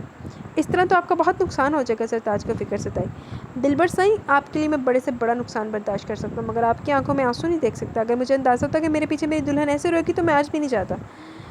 اس نے سرتاج کی چوڑیوں کو چھیڑ کر لبوں سے لگایا۔ یہ شخص نفرت کے قابل تو نہیں ہے، تو صرف چاہے جانے کے لیے بنا، سرتاج نے دھڑکتے دل سے سوچا۔ بس جڑی بچوں بغیر تھی مار گیا سے نا اسی وقت تو چتر کھا دے گانا کھا دیا نا۔ کیا پھر ایسا کرتے کل میں تمہیں اپنے ساتھ ہی لے جاؤں گا، وہ سوچتے ہوئے بولا۔ میں کیا آپ کے ساتھ آفس جاتے ہوئے اچھی لگوں گی؟ سرتاج کھلکھلا کر ہنس پڑی۔ ہاں کیوں نہیں، سب کو پتہ ہے کہ میں ہنی مون ٹرپ پر آیا ہوں، کل شام کو ہمارے لیے پارٹی بھی رکھی گئی ہے۔ اس نے واچ اتار کے ٹیبل پر رکھی۔ مجھے ٹھنڈا پانی پلاؤ۔ اس نے سر صوفے کے پشت سے لگا کر دکھتی ہوئی پیشانی کو مسلا۔ سرتاج فوراً ہی اٹھ گئی۔ میر سجاول کی فریفتہ نگاہوں نے سرتاج کے نازک دلکش صدا دے کر دور تک پیچھا کیا۔ میر سپتین، آخر ایسی کون سی بات ہوگی جو جہاں صرف ہم کو ہی بتانا چاہتی ہے؟ میر جعفر اور فائزہ وہاں موجود ہے، پھر اس نے ہم کو ہی کیوں بلایا؟ اور یہ تاکید بھی کہ کسی کو خبر نہ ملے۔ میر غضنفر پریشانی مسلتے ہوئے بول۔ اس بات نے مجھے بھی رات سے پریشان کیا ہوا۔ خیر اب تو وہاں پہنچتے پتہ چلے کہ وہ کون سی اہم بات کرنا چاہتی ہے۔ میر سپتین ڈرائیونگ کر رہا تھا جبکہ رانیہ بیک سیٹ پر اونگ رہی تھی۔ میر سجاول کل رات کی فلائٹ سے واپس پہنچا مگر گھر نہیں آیا، گاؤں کیوں چلا گیا؟ کیا اس سے کوئی بات ہوئی تھی؟ میر غضنفر نے استفسار کیا۔ کل میری اس سے بات ہوئی تھی مگر اس نے ایسا کوئی ذکر نہیں کیا، میں نے بھی نہیں پوچھا کیونکہ مجھے لگا وہ کراچی اسٹے کرے گا، لیکن آپ اسے جانتے ہی اپنی مرضی کا مالک ہے، کب کیا کر جائے کسی کو پتہ نہیں ہوتا۔ یہ تو تم بالکل درست کہہ رہے ہو، میر غضنفر نے تائید کی۔ اب یہ بتاؤ کرنا کیا ہے؟ پہلے ہاسپٹل جانا ہے یا پہلے رانی کو گھر ڈراپ کر دیں؟ میر غضنفر بولے۔ ہاسپٹل ہی چلتے کیونکہ پہلے حویلی گئے تو پھر وہاں سے فوراً نکلنے کا کیا جواز دیں گے؟ جعفر چچا ضرور سوال کریں گے۔ ٹھیک ہے پھر تم پہلے ہاسپٹل لے چلو، میر غضنفر نے کہہ کر پیچھے سوئی ہوئی رانیہ پر پیار بھری نظر ڈالی۔ میر اور سرتاج صبح 7 بجے حویلی پہنچے تھے۔ میر سجاول نے کراچی پہنچنے کے بعد وہاں اسٹے کرنے کی بجائے حویلی پہنچنے کو ترجیح دی۔ وہ ناشتہ کرنے کے بعد فوراً ہی سرتاج کو لے کر روم میں آ گئے اور اس نے حکم سنایا کہ جب تک وہ خود نہ اٹھے تب تک اسے جگایا نہ جائے، اور نہ سرتاج کو اس کے پاس سے ہلنے کی اجازت تھی۔ مگر اب دوپہر کا 1 بج رہا تھا۔ سرتاج چند گھنٹے کی نیند لینے کے بعد بیدار ہو چکی تھی۔ وہ لیٹے لیٹے بیزار ہونے لگی تو اٹھنے کا ارادہ کیا۔ اس نے میر سجاول کی گہری نیند میں ہونے کا اطمینان کیا، پھر آہستگی سے اس کے بازو سے سر اٹھا کر اس کا ہاتھ ہٹایا اور بیڈ سے اتر گئی۔ وہ فریش ہونے کے بعد بیگ میں سے فائزہ بیگم اور میر جعفر کے لیے لائے ہوئے گفٹس نکال کر بیڈ روم سے نکل آئی۔ نگین، بڑی بی بی کہاں ہے؟ اس نے نگین کو دیکھا تو اس سے فائزہ بیگم کی بابت سوال کیا۔ وہ تو جی اپنے کمرے میں ہے، نگین مؤدبانہ بولی۔ اچھا ٹھیک ہے تم جاؤ، وہ نگین کو کہتی ہوئی فائزہ بیگم کے دروازے تک پہنچی، پھر کچھ سوچ کر دھیرے سے دستک دی۔ آ جاؤ، فائزہ بیگم کی کرختہ آواز گونجی۔ فائزہ بیگم سرتاج نے اندر داخل ہو کر دروازہ بند کیا، پھر دھیرے سے سلام کر کے آگے بڑھی۔ ایک ملازمہ کمرے کی صفائی کر رہی تھی جبکہ دوسری فائزہ بیگم کے سر کی مالش کر رہی تھی۔ کیسے آنا ہوا؟ سرتاج کو دیکھ کر ان کی پیشانی پر بل پڑ گیا۔ فائزہ بیگم نے لٹ مار انداز میں استفسار کیا۔ ہم آپ کے لیے گفٹس لائے ہیں، وہی دینے آئی ہوں۔ اس بیگ میں آپ کا سامان ہے اور یہ والے بیگ میں۔ ابھی سرتاج کی آدھی بات منہ میں ہی تھی کہ فائزہ بیگم نے اٹھ کر اس کے ہاتھ سے بیگ چھین کر زمین پر دے مارے۔ میرے سامنے تیری 2 ٹکے کی اوقات نہیں ہے، تیری یہ جرأت کہ تو میرے تحفے خرید کر لائے گی؟ میں تجھ جیسی نیچ کمزاد کی لائی ہوئی چیزوں استعمال کروں گی؟ میر سجاول کی وجہ سے تو حویلی تک پہنچ گئی، مگر میری برابری کرنے کا سوچنا بھی مت، ورنہ واپس اسی کوڑے کے ڈھیر میں پھینکوا دوں گی جہاں سے تو آئی ہے۔ وہ تو میرے بیٹے کا دل بہت بڑا ہے، تبھی تجھ جیسی بھکارن کو سڑک سے اٹھا کر گھر لے آیا، مگر زیادہ خوش ہونے کی ضرورت نہیں ہے، تو بس 4 دن کا شوق ہے میر سائیں کا۔ ابھی وہ تجھ سے اپنا دل بہلا رہے، جس دن ان کا دل تجھ سے بھر گیا اسی دن تو حویلی کے باہر کھڑی نظر آئے گی، اس لیے اپنی اوقات میں رہنا سیکھ، اوقات بھول کے تو بہت پچھتائے گی، فائزہ بیگم نے حقارت سے کہا۔ دونوں ملازمائیں منہ پر ہاتھ رکھ کر سرتاج کی بے عزتی کا تماشا دیکھ رہی تھی۔ سرتاج کو دیکھ کر کاٹو تو بدن میں لہونے کی مثال صادق آ رہی تھی۔ اس کی آنکھوں سے آبشار رواں ہوا۔ چل اب اٹھا یہ سب کچھ اور اپنی منحوس شکل لے کر دفع ہو جائیں یہاں سے، آئندہ میرے کمرے میں قدم مت رکھنا۔ بڑی ہے ایک تحفے لانے والی۔ سرتاج چھپ کر سامان سمیٹنے لگی، پھر ایک جھٹکے سے اٹھ کر وہ کمرے سے نکلی۔ سامنے نگین کھڑی تھی جو فائزہ کی بلند آواز پر وہاں پہنچی تھی۔ اسے اندازہ تھا فائزہ بیگم سرتاج کے ساتھ کیا سلوک کریں گی۔ سرتاج کی نظر اس سے ملی مگر وہ رکی نہیں، تیز تیز سے قدم اٹھاتے ہوئے کوریڈور پار کر گئی۔ نگین بھی اس کے پیچھے تقریباً بھاگ رہی تھی۔ زری بی بی، بڑی بی بی بہت بری ہیں، سب کو ایک لکڑی سے آتی ہیں، مگر آپ تو اس گھر کی بہو ہیں، انہیں اس بات کا بھی خیال نہیں۔ آپ چھوٹے میر سائیں سے ان کی شکایت ضرور کرنا، بڑی بی بی بس ان کے سامنے کنٹرول میں رہتی ہے، ورنہ ان کسی کی دل آزاری کرنے سے نہیں چوکتی۔ آپ چھوٹے میر سائیں کو بتائیں، وہ ضرور آپ کی حمایت لیں گے، وہ آپ سے بہت پیار کرتے ہیں، آپ کو بے عزت نہیں ہونے دیں گے۔ نگین کو سرتاج سے بے حد ہمدردی محسوس ہوتی، وہ خود گاہے بگاہے فائزہ بیگم کے خطاب کا نشانہ بنتی رہتی، مگر رانیہ کی مہربانی سے کچھ دن کے لیے صحیح سے سکون ملا تھا۔ لیکن دادی کی طبیعت ناساز ہونے کی وجہ سے وہ ولیمے کے بعد کراچی نہیں گئی بلکہ گاؤں میں ہی رہ کر دادی کی خدمت کے فرائض انجام دے رہی تھی۔ وہ جہاں رہ کے ہاسپٹل میں ایڈمٹ ہونے کی وجہ سے دوبارہ فائزہ بیگم کے شکنجے میں پھنس گئی تھی۔ وہی تو ہے سارے فساد کی جڑ، ان کی وجہ سے میری زندگی قابل رحم ہوگی، مجھے ذلیل کروا کے رکھتی ہے۔ وہ کیا میری عزت کروائیں گی جنہوں نے سرے عام میری عزت اتاری؟ سرتاج غم و غصے سے پاگل ہو رہی تھی۔ نگین سے ہاتھ چھڑا کر بھاگتی ہوئی کمرے میں پہنچی۔ اس نے روم میں پہنچ کر کتنی دیر دروازے سے ٹیک لگائے، گہرے گہرے سانس لیے، پھر ایک نفرت بھری نظر بے خبر سوئے میر سجاول پر ڈالی اور واش روم میں بند ہو گئی۔ اس کے دل کا بوجھ تواتر سے آنسو بہانے کے بعد بھی کم نہیں ہوا تھا۔ وہ تینوں ہاسپٹل کے پرائیویٹ روم میں کھڑے تھے۔ جہاں نے دیکھا تو ہاتھ چھوڑ دیے۔ میر سبطین فوراً آگے بڑھا اور اس کے ہاتھ تھام لیے۔ میں بہت شرمندہ ہوں، آپ کو تکلیف دی، مگر یہ راز میں اپنے ساتھ نہیں لے جانا چاہتی تھی۔ زندگی کا کوئی بھروسہ نہیں اور مجھے ایسا لگ رہا ہے میرا آخری وقت آن پہنچا۔ وہ نحیف آواز میں بولی۔ میر غضنفر بھی بیٹھ کے نزدیک آ گئے۔ رانی بھی خاموشی سے میر غضنفر کے ساتھ کھڑی تھی۔ ارے آپ ایسا کیوں سوچ رہی ہیں؟ اللہ پاک آپ کی عمر دراز کرے۔ میں نے ڈاکٹر سے بات کی، آپ بہت جلد صحتیاب ہو جائیں گے۔ میر سبطین نے اس کا ہاتھ تھپتھپایا۔ ڈاکٹرز کچھ بھی کہیں مگر مجھے پتہ جانے کا وقت آ گیا، اس لیے میں یہ راز آپ کو بتانا چاہتی ہوں۔ پہلے راز سن لو، راز دس سے بغیر نہ لڑک جائے۔ میں جانتی ہوں اس حقیقت کو سننے کے بعد آپ مجھ سے نفرت کریں گے، مگر میں بہت مجبور تھی۔ جہاں کا جھریا ذرا چہرہ بھیگنے لگا۔ اس نے کمزور ٹوٹتی آواز میں کہنا شروع کیا۔ 20 برس پہلے مجھ سے بہت بڑا گناہ ہو گیا، مگر یہ گناہ میں نے جان بوجھ کر نہیں کیا، مجھ سے کروایا گیا تھا۔ میں اپنی غربت کی وجہ سے خاموش تھی اور حکم کی تعمیل کرنا میری مجبوری تھی۔ وہ تینوں بغور سے سن رہے تھے۔ 20 سال پہلے سندس بی بی کے یہاں جو اولاد پیدا ہوئی وہ جڑواں تھی۔ انہوں نے ایک نہیں 2 بچیوں کو جنم دیا، مگر فائزہ بی بی کا حکم تھا کہ سندس بی بی کی اولاد کو پیدا ہوتے ہی ختم کر دیا جائے۔ میر غضنفر کے سر پر بم پھٹا۔ ایک بچی تو سمینہ بی بی کے پاس تھی، مگر میں نے دوسری کو موقع ملتے ہی چپکے سے چرا لیا۔ فائزہ بی بی کا حکم تھا کہ بچی کو مار دیا جائے، مگر میرا دل اس ظلم کے نہیں مانا اور میں نے اپنے بے اولاد بیٹے کو شہر سے بلوا کر بچی اس کے سپرد کر دی۔ بہت عرصے سے میں یہ راز بتانے کی کوشش کر رہی تھی، مگر اپنے بیٹے اور بہو کے آگے مجبور ہو گئی تھی۔ وہ کسی صورت بھی بچی کو خود سے جدا کرنے پر راضی نہیں تھے۔ ان دونوں نے بچی کو اپنی سگی اولاد کی طرح پالا تھا۔ پھر خدا کا کرنا ایسا ہوا کہ وہ دونوں وقت سے پہلے ہی دنیا سے چلے گئے۔ کون ہے وہ بچی؟ میر غضنفر کی آواز گہرے کنویں سے نکلی۔ نگین، جہاں نے لڑکھڑاتی ہوئی آواز میں انکشاف کیا۔ میر غضنفر اور میر سبطین نے چونک کر ایک دوسرے کو دیکھا۔ رانی کی آنکھیں خوشی سے بھر آئیں۔ آج میں بہت شرمندہ ہوں کہ محلوں میں پیدا ہونے والی بچی میری بزدلی اور لالچ کی وجہ سے جھونپڑی میں پلی بڑھ کر جوان ہوئی، مگر میرے بیٹے نے اپنی اوقات سے بڑھ کر اس کے ناز نخرے اٹھائے ہیں اور آج اللہ کی مہربانی سے صحیح سلامت اپنوں کے ہاتھ میں پہنچ گئی۔ جہاں تم نے گناہ تو کیا، مگر مجھے احساس ہے تم کن حالات سے گزری ہوگی۔ نگین کو زندہ رکھ کر تم نے ہم پر بہت بڑا احسان کیا۔ تمہاری خطا کے سامنے یہ احسان بہت اونچا کہ تمہارے گناہ کو چھپا گیا۔ میر غضنفر بھاری آواز میں بول رہے تھے۔ میر سبطین تم ڈاکٹر سے بات کرو، جہاں کر بہترین ٹریٹمنٹ کرواؤ، مجھے جلد سے جلد گھر پہنچنا ہے۔ ان کی آنکھوں میں خون اتر رہا تھا۔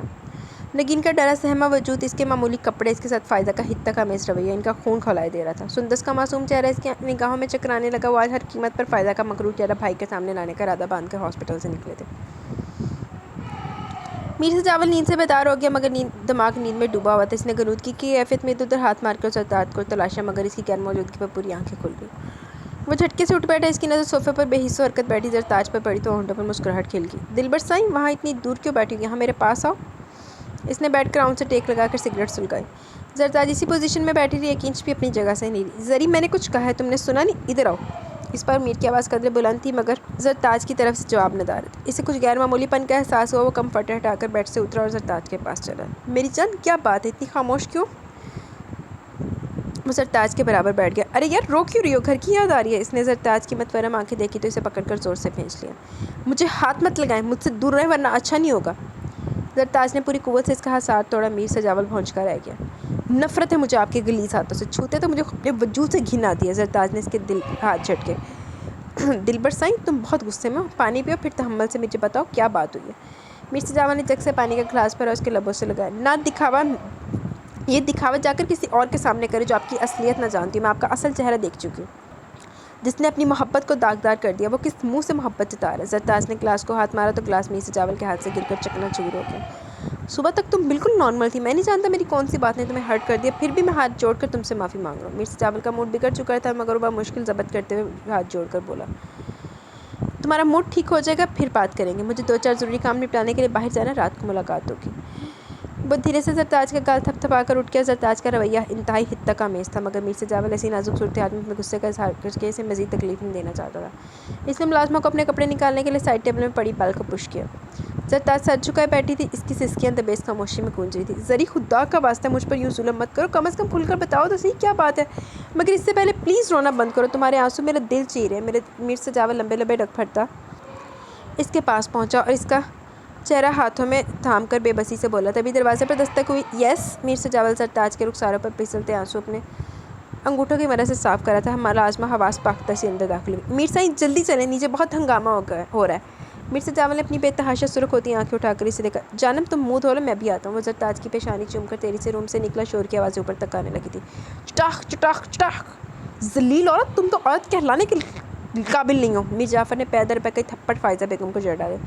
فائزہ بیگم پھٹی آنکھوں سے گال پر ہاتھ رکھے میر جعفر کا پرجلال روپ دیکھ رہی تھی. انہیں زبردست جھٹکا لگا تھا. بہت چنگا ہے کہ 2 چٹاخا میرے والوں بھی چول عورت.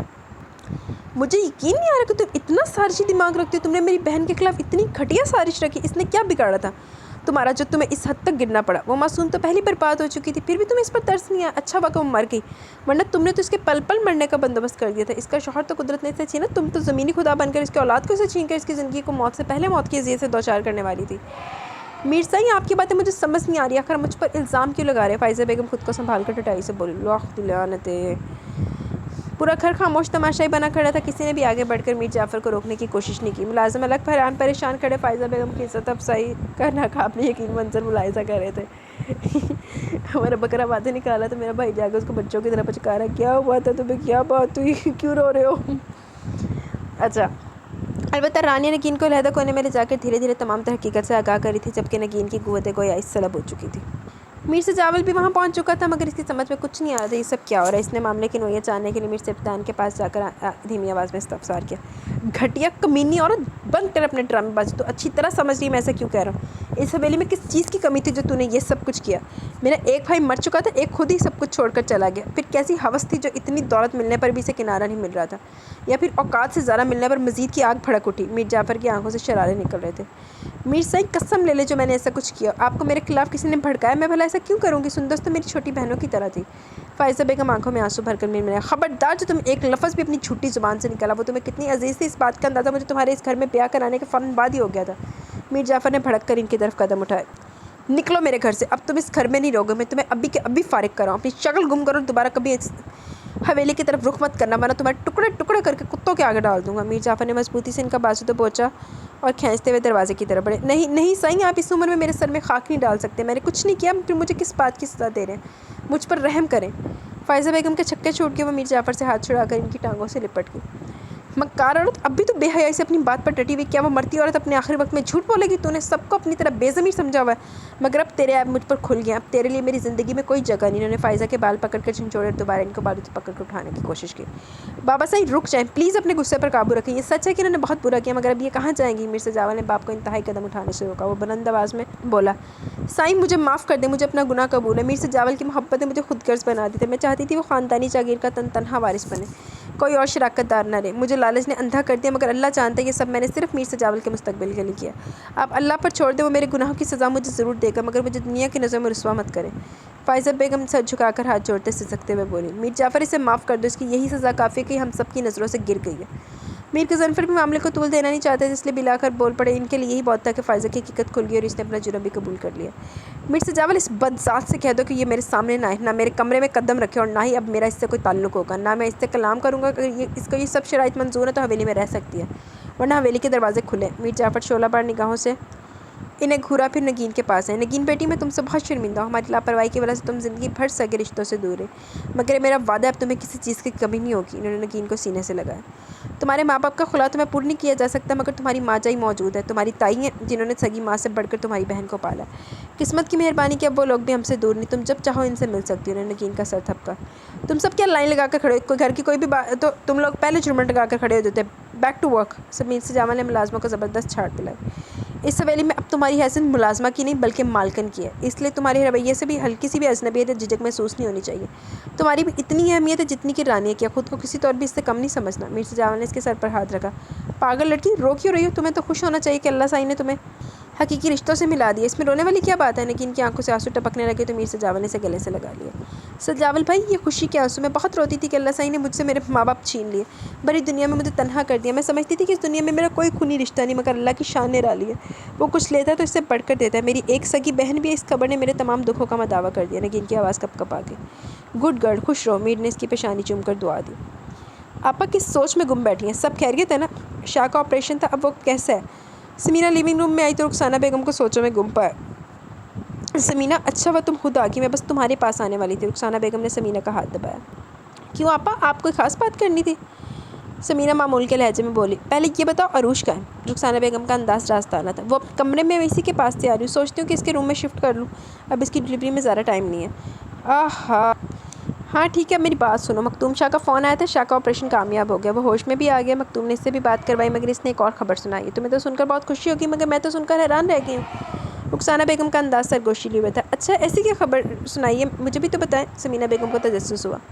رخسانہ بیگم نے ان کے قریب ہوتے ہوئے دھیرے دھیرے پوری کہانی ان کے گوش گزار کر دی۔ آپا یہ تو واقعی خوشی کی خبر ہے، میرے تیمور کی ایک اور نشانی اس دنیا میں زندہ سلامت موجود تھی، لیکن دکھ اس بات کا کہ فائزہ اتنی ذلیل نکلی۔ آخر اسے یہ سب کر کے کیا حاصل ہوا؟ ہماری بچی صرف اس کی وجہ سے غیروں میں پلی۔ سمینہ بیگم کی آنکھیں بھیگ گئیں۔ لالچ انسان سے سب کچھ کروا لیتا ہے، اور یہ تو تم جانتے ہو کہ فائزہ میر سے جاول کے لیے کتنی پاگل ہو جاتی ہے۔ خیر اس بات کو چھوڑو، اب یہ بتاؤ کہ نگین عروج سے ملنا چاہتی ہے، عروج کو کیا بتاؤ گی؟ وہ تو کچھ بھی نہیں جانتی، رخسانہ بیگم پریشان ہو کے بولی۔ اب تو اسے سب کچھ بتانا پڑے گا۔ ویسے بھی ایک نہ ایک دن تو یہ راز کھولنا ہی تھا، مگر میں جب سے اس کو بتانے کا سوچتی تھی تو پریشان ہو جاتی تھی کہ اس کا رد عمل بہت شدید ہوگا، وہ ٹوٹ جائے گی، مگر اب شاید اس کا رد عمل مختلف ہو، کیونکہ اس کو حقیقت جاننے کے بعد بہن کا انمول رشتہ بھی ملے گا۔ سمینہ بیگم قدرے پرسکون تھی۔ عروج بیٹا جاگ رہی ہو؟ سمینہ نے اس کے چہرے پر چھپ کر اس کی پیشانی سے بال سمیٹے۔ نہیں اماں، جاگ رہی ہوں۔ آپ تو خالہ کے جان کے پاس گئی تھی، واپس آ گئی؟ عروج اٹھ کر بیٹھ گئی۔ تو اماں نے بھی بچے سے نہیں اماں کہنا لی گڑی گال سی عروج بی بی۔ ہاں گئی تو تھی، مگر انہوں نے بات ہی کچھ ایسی کی کہ واپس آنا پڑا۔ سمینہ بیگم مانی کھیلی سے بولی۔ میرے پاس تمہارے لیے دو خبریں، ایک اچھی اور ایک شاید کچھ بری، مگر بری اتنی بری نہیں ہے جتنی اچھی خبر تمہارے لیے باعث مسرت ہوگی۔ سمینہ بیگم نے تمہید باندھی۔ اماں شاہ تو ٹھیک ہے نا؟ عروج نے سینے پر ہاتھ رکھا۔ ارے وہ بالکل ٹھیک ہے، اب تمہیں میری بات صبر اور حوصلے سے سننا ہوگی، لیکن پہلے مجھ سے وعدہ کرو تم سن کر بوکھلاؤ گی نہیں بلکہ میری مجبوریوں کو سمجھو گی۔ اماں بتا بھی دے، میرا دل بیٹھا جا رہا ہے۔ عروج کی پیشانی رکولود ہو گئی۔ سمینہ بیگم نے اس کا ہاتھ اپنے ہاتھوں میں لیا اور شروع سے آخر تک کی کہانی سنانا شروع کر دی۔ عروج کی زبان گنگ ہوگی، اس نے سمینہ کو کہیں بھی ٹوکنے کی کوشش نہیں کی، مگر آخر میں اس کا ضبط جواب دے کر وہ سمینہ کے شانے سے سر ٹکا کر پھوٹ پھوٹ کر رو دی۔ اماں ہم بہنیں کتنی بد نصیب ہیں، پیدا ہوتے پہلے باپ چلا گیا اور پیدا ہوتے ماں کو بھی کھو دیا۔ میں تو پھر بھی آپ کے بابا کی شفقت میں پلی، مگر نگین تو حویلی والوں کی ٹھوکروں میں رہی۔ عروج دکھ سے کہہ رہی تھی۔ تم دونوں بہنیں بہت خوش نصیب ہو کہ اتنی کڑی آزمائش کے باوجود بھی اپنوں کے سائے میں رہی۔ نگین کو بھی جنہوں نے گود لیا بے اولاد تھے، انہوں نے نگین کو اپنی سگی اولاد سے بڑھ کر چاہا، لیکن کچھ عرصہ ہوا ہے ان دونوں کی موت ہوگی اور اب نگین کی حقیقت سب کو پتہ چل گئی تو وہ حویلی میں پورے حق سے رہے گی۔ سمینہ بیگم نے محبت سے اس کی پشت سے ہلائی۔ اماں میں نگین سے فوراً ملنا چاہتی ہوں۔ عروج نے بے تابی سے کہا۔ بیٹا ابھی نہیں، بہت رات ہو چکی ہے، کل ہم سب وہاں چلیں گے، مجھے اس سے ابھی ملنا، آپ پلیز سمجھنے کی کوشش کریں۔ ابھی جانا صحیح نہیں، ان کے گھر کا ماحول خاصا گرم ہے، فائزہ کے کرتوت کھلنے پر جعفر بھائی نے بہت ہنگامہ کیا ہے، ہمارا جانا بے وقت ہوگا، رات کی تو بات ہے، کل مل لینا، بلکہ ہم کچھ دنوں کے لیے اسے یہاں لے آئیں گے۔ سمینہ بیگم اسے سمجھا رہی تھی۔ ڈیڈی آپ نے مجھے بلوایا؟ میر سبطین دروازہ کھول کر کمرے میں داخل ہوا۔ ہاں ادھر آؤ، یہاں میرے پاس آ کر بیٹھو۔ میر جعفر نے گلاسز اتار کر اپنے برابر میں بیٹھنے کا اشارہ کیا۔ میر سبطین کے برابر میں آ کر بیٹھ گیا۔ آج میں کوئی تمہید باندھنے والا نہیں ہوں، سیدھی بات کرو، مجھے سیدھا اور فوراً جواب چاہیے۔ اب تک تم نے اپنے کوئی لڑکی پسند نہیں کی، اس سے صاف ظاہر ہے کہ تم کسی میں بھی انٹرسٹڈ نہیں ہو۔ میں پھر بھی تم سے آخری بار پوچھ رہا ہوں، اگر تمہاری کوئی نظر میں ہے تو بتا دو، ورنہ میں فیصلہ کرنے لگا ہوں۔ میر غضنفر نے دو ٹوک بات کی۔ میر سبطین کی یادوں میں عروج کا چہرہ لہرایا، اس کے لبوں پر زخمی مسکراہٹ مچل کر دم توڑ گئی۔ میر سبطین نے سر جھٹکا۔ نو چھڑ دے ادا کھیڑا، آپ جانتے سب کچھ نہیں ہے، اور اب جو بھی فیصلہ کریں گے مجھے منظور ہوگا۔ وہ سنجیدگی سے بولا۔ دیٹس گڈ، اس کا مطلب تم شادی کے لیے راضی ہو؟ جی، میر سبطین مختصراً بولا۔ میں نے سوچا ہے، بلکہ یوں کہہ لو میں نگین سے تمہاری شادی کرنا چاہتا ہوں، یہ میری خواہش بھی اور وقت کا تقاضا بھی یہی ہے۔ بچی پوری زندگی اپنے اصل سے جدا رہی ہے، اب اس کا حق بنتا ہے کہ اسے اس کے حصے کی خوشیاں ملے، اگر اس کی شادی کہیں اور کی گئی تو مجھے بے سکونی رہے گی، میرے اس فیصلے سے شاید میری بہن کی روح کو سکون ملے۔ میر غضنفر کی آنکھوں کے کنارے بھیگنے لگے۔ مگر وہ تو بچی ہے، اس کا اور میرا کوئی میچ نہیں۔ میر سبطین نے نفی میں سر ہلایا۔ ابھی تو تم نے کہا تھا کہ تمہیں میرا ہر فیصلہ منظور ہوگا، اور اب تم خود ہی اپنی بات سے مکر رہے ہو۔ میر غضنفر نے اسے بری طرح گھورا۔ سوری، میرا وہ مطلب نہیں تھا۔ میر سبطین گڑبڑا گیا۔ میر سبطین پہلے میں تو ایک گل دس، ਉਹਦੀ ਜੁੜਵਾ ਭੈਣ ਦੇ ਤੋਂ ਇਸ਼ਕ ਮਸ਼ੂਕੀ ਲਾਇਆ ਹੋਇਆ ਸੀ, ਆਪਣਾ ਨੈਣ ਮਟੱਕਾ ਤੋਂ ਲਾਇਆ ਹੋਇਆ ਸੀ ਉਹਦੇ ਨਾਲ, ਅਰੂਸ਼ ਦੇ ਨਾਲ ਜੁੜਵਾ ਭੈਣ ਥੀ ਨਾ, ਤੇ ਉਹਦੀ ਦੂਜੀ ਭੈਣ ਨਗੀਨ ਤੈਨੂੰ ਛੋਟੀ ਬੱਚੀ ਲੱਗਣ ਲੱਗ ਪਈ, ਦੌਰ ਫਿੱਟੇ ਮੂੰਹ ਤੇਰੇ ਤੇ। تو بس پھر میں بہت جلد شادی کی ڈیٹ فائنل کرنے والا، تم بھی اپنی تیاری رکھو، رہے گی بات عمر کی تو وہ کوئی معنی نہیں رکھتی، وہ رانی سے 2-3 سال چھوٹی ہوگی، زرتاج کی بھی اتنی عمر ہے، مگر خوش ہے نا میر سے جاول کے ساتھ، تمہیں بھی عمر کے اس فرق کے بارے میں سوچنے کی ضرورت نہیں ہے، تم بھی نگین کے ساتھ خوش رہو گے۔ میر غضنفر نے اس کی کمر پر دھپ لگائی۔ جی بہتر، اور کوئی حکم؟ میر سبطین اٹھتے ہوئے بولا۔ نہیں جاؤ اب آرام کرو۔ میر غضنفر دوبارہ اخبار کی طرف متوجہ ہو گئے۔ میر سبطین سر ہلا کر باہر نکل آیا، وہ سوچوں میں گم سیڑھیاں چڑھ رہا تھا۔ سبطین بھائی آپ چائے پئیں گے؟ میں اپنے اور رانیہ کے لیے بنانے لگی ہوں۔ نگین جو سیڑھیاں اتر رہی تھی میر سبطین کے سامنے رک کر پوچھنے لگی، مگر منہ سے سبطین بھائی نکل جانے پر دل ہی دل میں جذبت ہو گئی، کیونکہ میر سبطین کو فیصلہ سنانے سے پہلے میر غضنفر نے نگین سے رضامندی لینا ضروری سمجھا تھا۔ ہاں اگر بنا رہی ہو تو میرے لیے بھی بنا لینا، چائے کی کافی طلب ہو رہی تھی، تم دونوں اب تک سوئی کیوں نہیں؟ ٹائم دیکھا؟ میر سبطین نے وقت کا اندازہ کرتے ہوئے احساس دلانا ضروری سمجھا۔ ہم دونوں مووی دیکھ رہے تھے، ٹائم گزرنے کا پتہ ہی نہیں چلا۔ وہ میر سبطین کے غصے سے خائف ہو گئی۔ چائے پی کر فوراً سو جانا، زیادہ دیر تک جاگنا ٹھیک نہیں ہوتا، میر سبطین نے تنبیہ کی۔ چلو حال رشتہ طے ہوا نہیں، میر سبطین ابا پہلے لگ گیا۔ جی اچھا، نگین مختصراً کہہ کر دھیرے سے مسکرائی، سر جھکا کر سیڑھیاں اتر گئی۔ پہلی بار میر سبطین نے کسی اور نگاہ سے دیکھا، اس کے گال میں پڑنے والے ڈمپل پر میر سبطین نے بیٹ مس کی۔ دونوں پڑھا ڈمپل پندہ۔ نگین ایک بہترین لائف پارٹنر ثابت ہو سکتی تھی۔ وہ خوبصورت ہونے کے ساتھ ساتھ خوبصورت اور بہترین کردار کی مالک تھی۔ اسے میر غضنفر کا فیصلہ بہت خوب لگا۔ میر سبطین مطمئن سا ہو کر مسکرا دیا۔ بہت زیادہ اسٹریس لینے کی وجہ سے آدھی رات کو عروش کی طبیعت بگڑ گئی۔ سمیرہ رخسانہ بیگم اسے لے کر ہاسپٹل آ گئی۔ وہ دونوں بینچ پر بیٹھی مسلسل عروش کے لیے دعائیں کر رہی تھی۔ صبح کے 7 بج چکے تھے، تبھی نرس ننے منے سے وجود کو لے کر باہر آئی۔ کی ہویا منڈا کے کڑی؟ مختوم شاہ نے تو کڑی ڈکلیئر کرتی سی۔ مسز شاہ آپ دادی بن گئی، آپ کو پوتا بہت مبارک ہو۔ نرس نے احتیاط سے بیبی کو رخسانہ کی گود میں منتقل کیا۔ اللہ دور فٹے منہ سے تھے مختوم شاہ، تو جیڑا پہلے ہی کڑی ڈکلیئر کرتی سی، منڈا نکلیا۔ خیر مبارک، ماشاء اللہ بہت پیارا۔ دیکھو سمینہ بالکل مختوم جیسا ہے نا؟ رخسانہ بیگم کا چہرہ خوشی سے تمتما رہا تھا۔ ماشاء اللہ، اللہ نظر بد سے بچائے۔ نرس عروش کیسی ہے؟ سمینہ نے بچے کو چوم کر نرس کی طرف مڑی۔ وہ بالکل ٹھیک ہے، کچھ دیر بعد ہم انہیں روم میں شفٹ کر دیں گے، پھر آپ ان سے مل سکتی ہیں۔ نرس نے بچے کو واپس لیتے ہوئے مسکرا کر جواب دیا۔ سمینہ تم یہاں بیٹھی رہو، میں ڈرائیور کو کہہ کر مٹھائی منگواتی ہوں۔ رخسانہ چادر سنبھالتی ہوئی چلی گئی۔ ان کی خوشی کا کوئی ٹھکانا نہیں تھا۔ اور دادے نے بھی کوئی دس دے، پتہ نہیں کتنے کھیک کھانا پر سفدر شاہ رشتہ لایا کہ ایسا گیا مڑ کے آیا ہی نہیں۔ عروش بچے کو گود میں لیے پیار بھری نظروں سے ٹکٹکی باندھ کے دیکھ رہی تھی۔ ماں بننے کی خوشی سے اس کا زرد چہرہ بھی دمک رہا تھا۔ اس نے زور سے بچے کو سینے سے لگایا تو وہ کسمسا کر چیخا۔ عروش کھلکھلا کر ہنس دی۔ اماں یہ کتنا کیوٹ ہے نا، میرا دل چاہ رہا بس اسے دیکھتی رہوں، پل کے بھی نہ جھپکوں۔ اس کی آواز شدت جذبات سے چور تھی۔ سمینہ رخسانہ کے چہرے پر مسکراہٹ پھیل گئی۔ السلام علیکم۔ رانیہ نگین اور میر غضنفر ایک ساتھ روم میں داخل ہوئے۔ وعلیکم السلام بھائی صاحب۔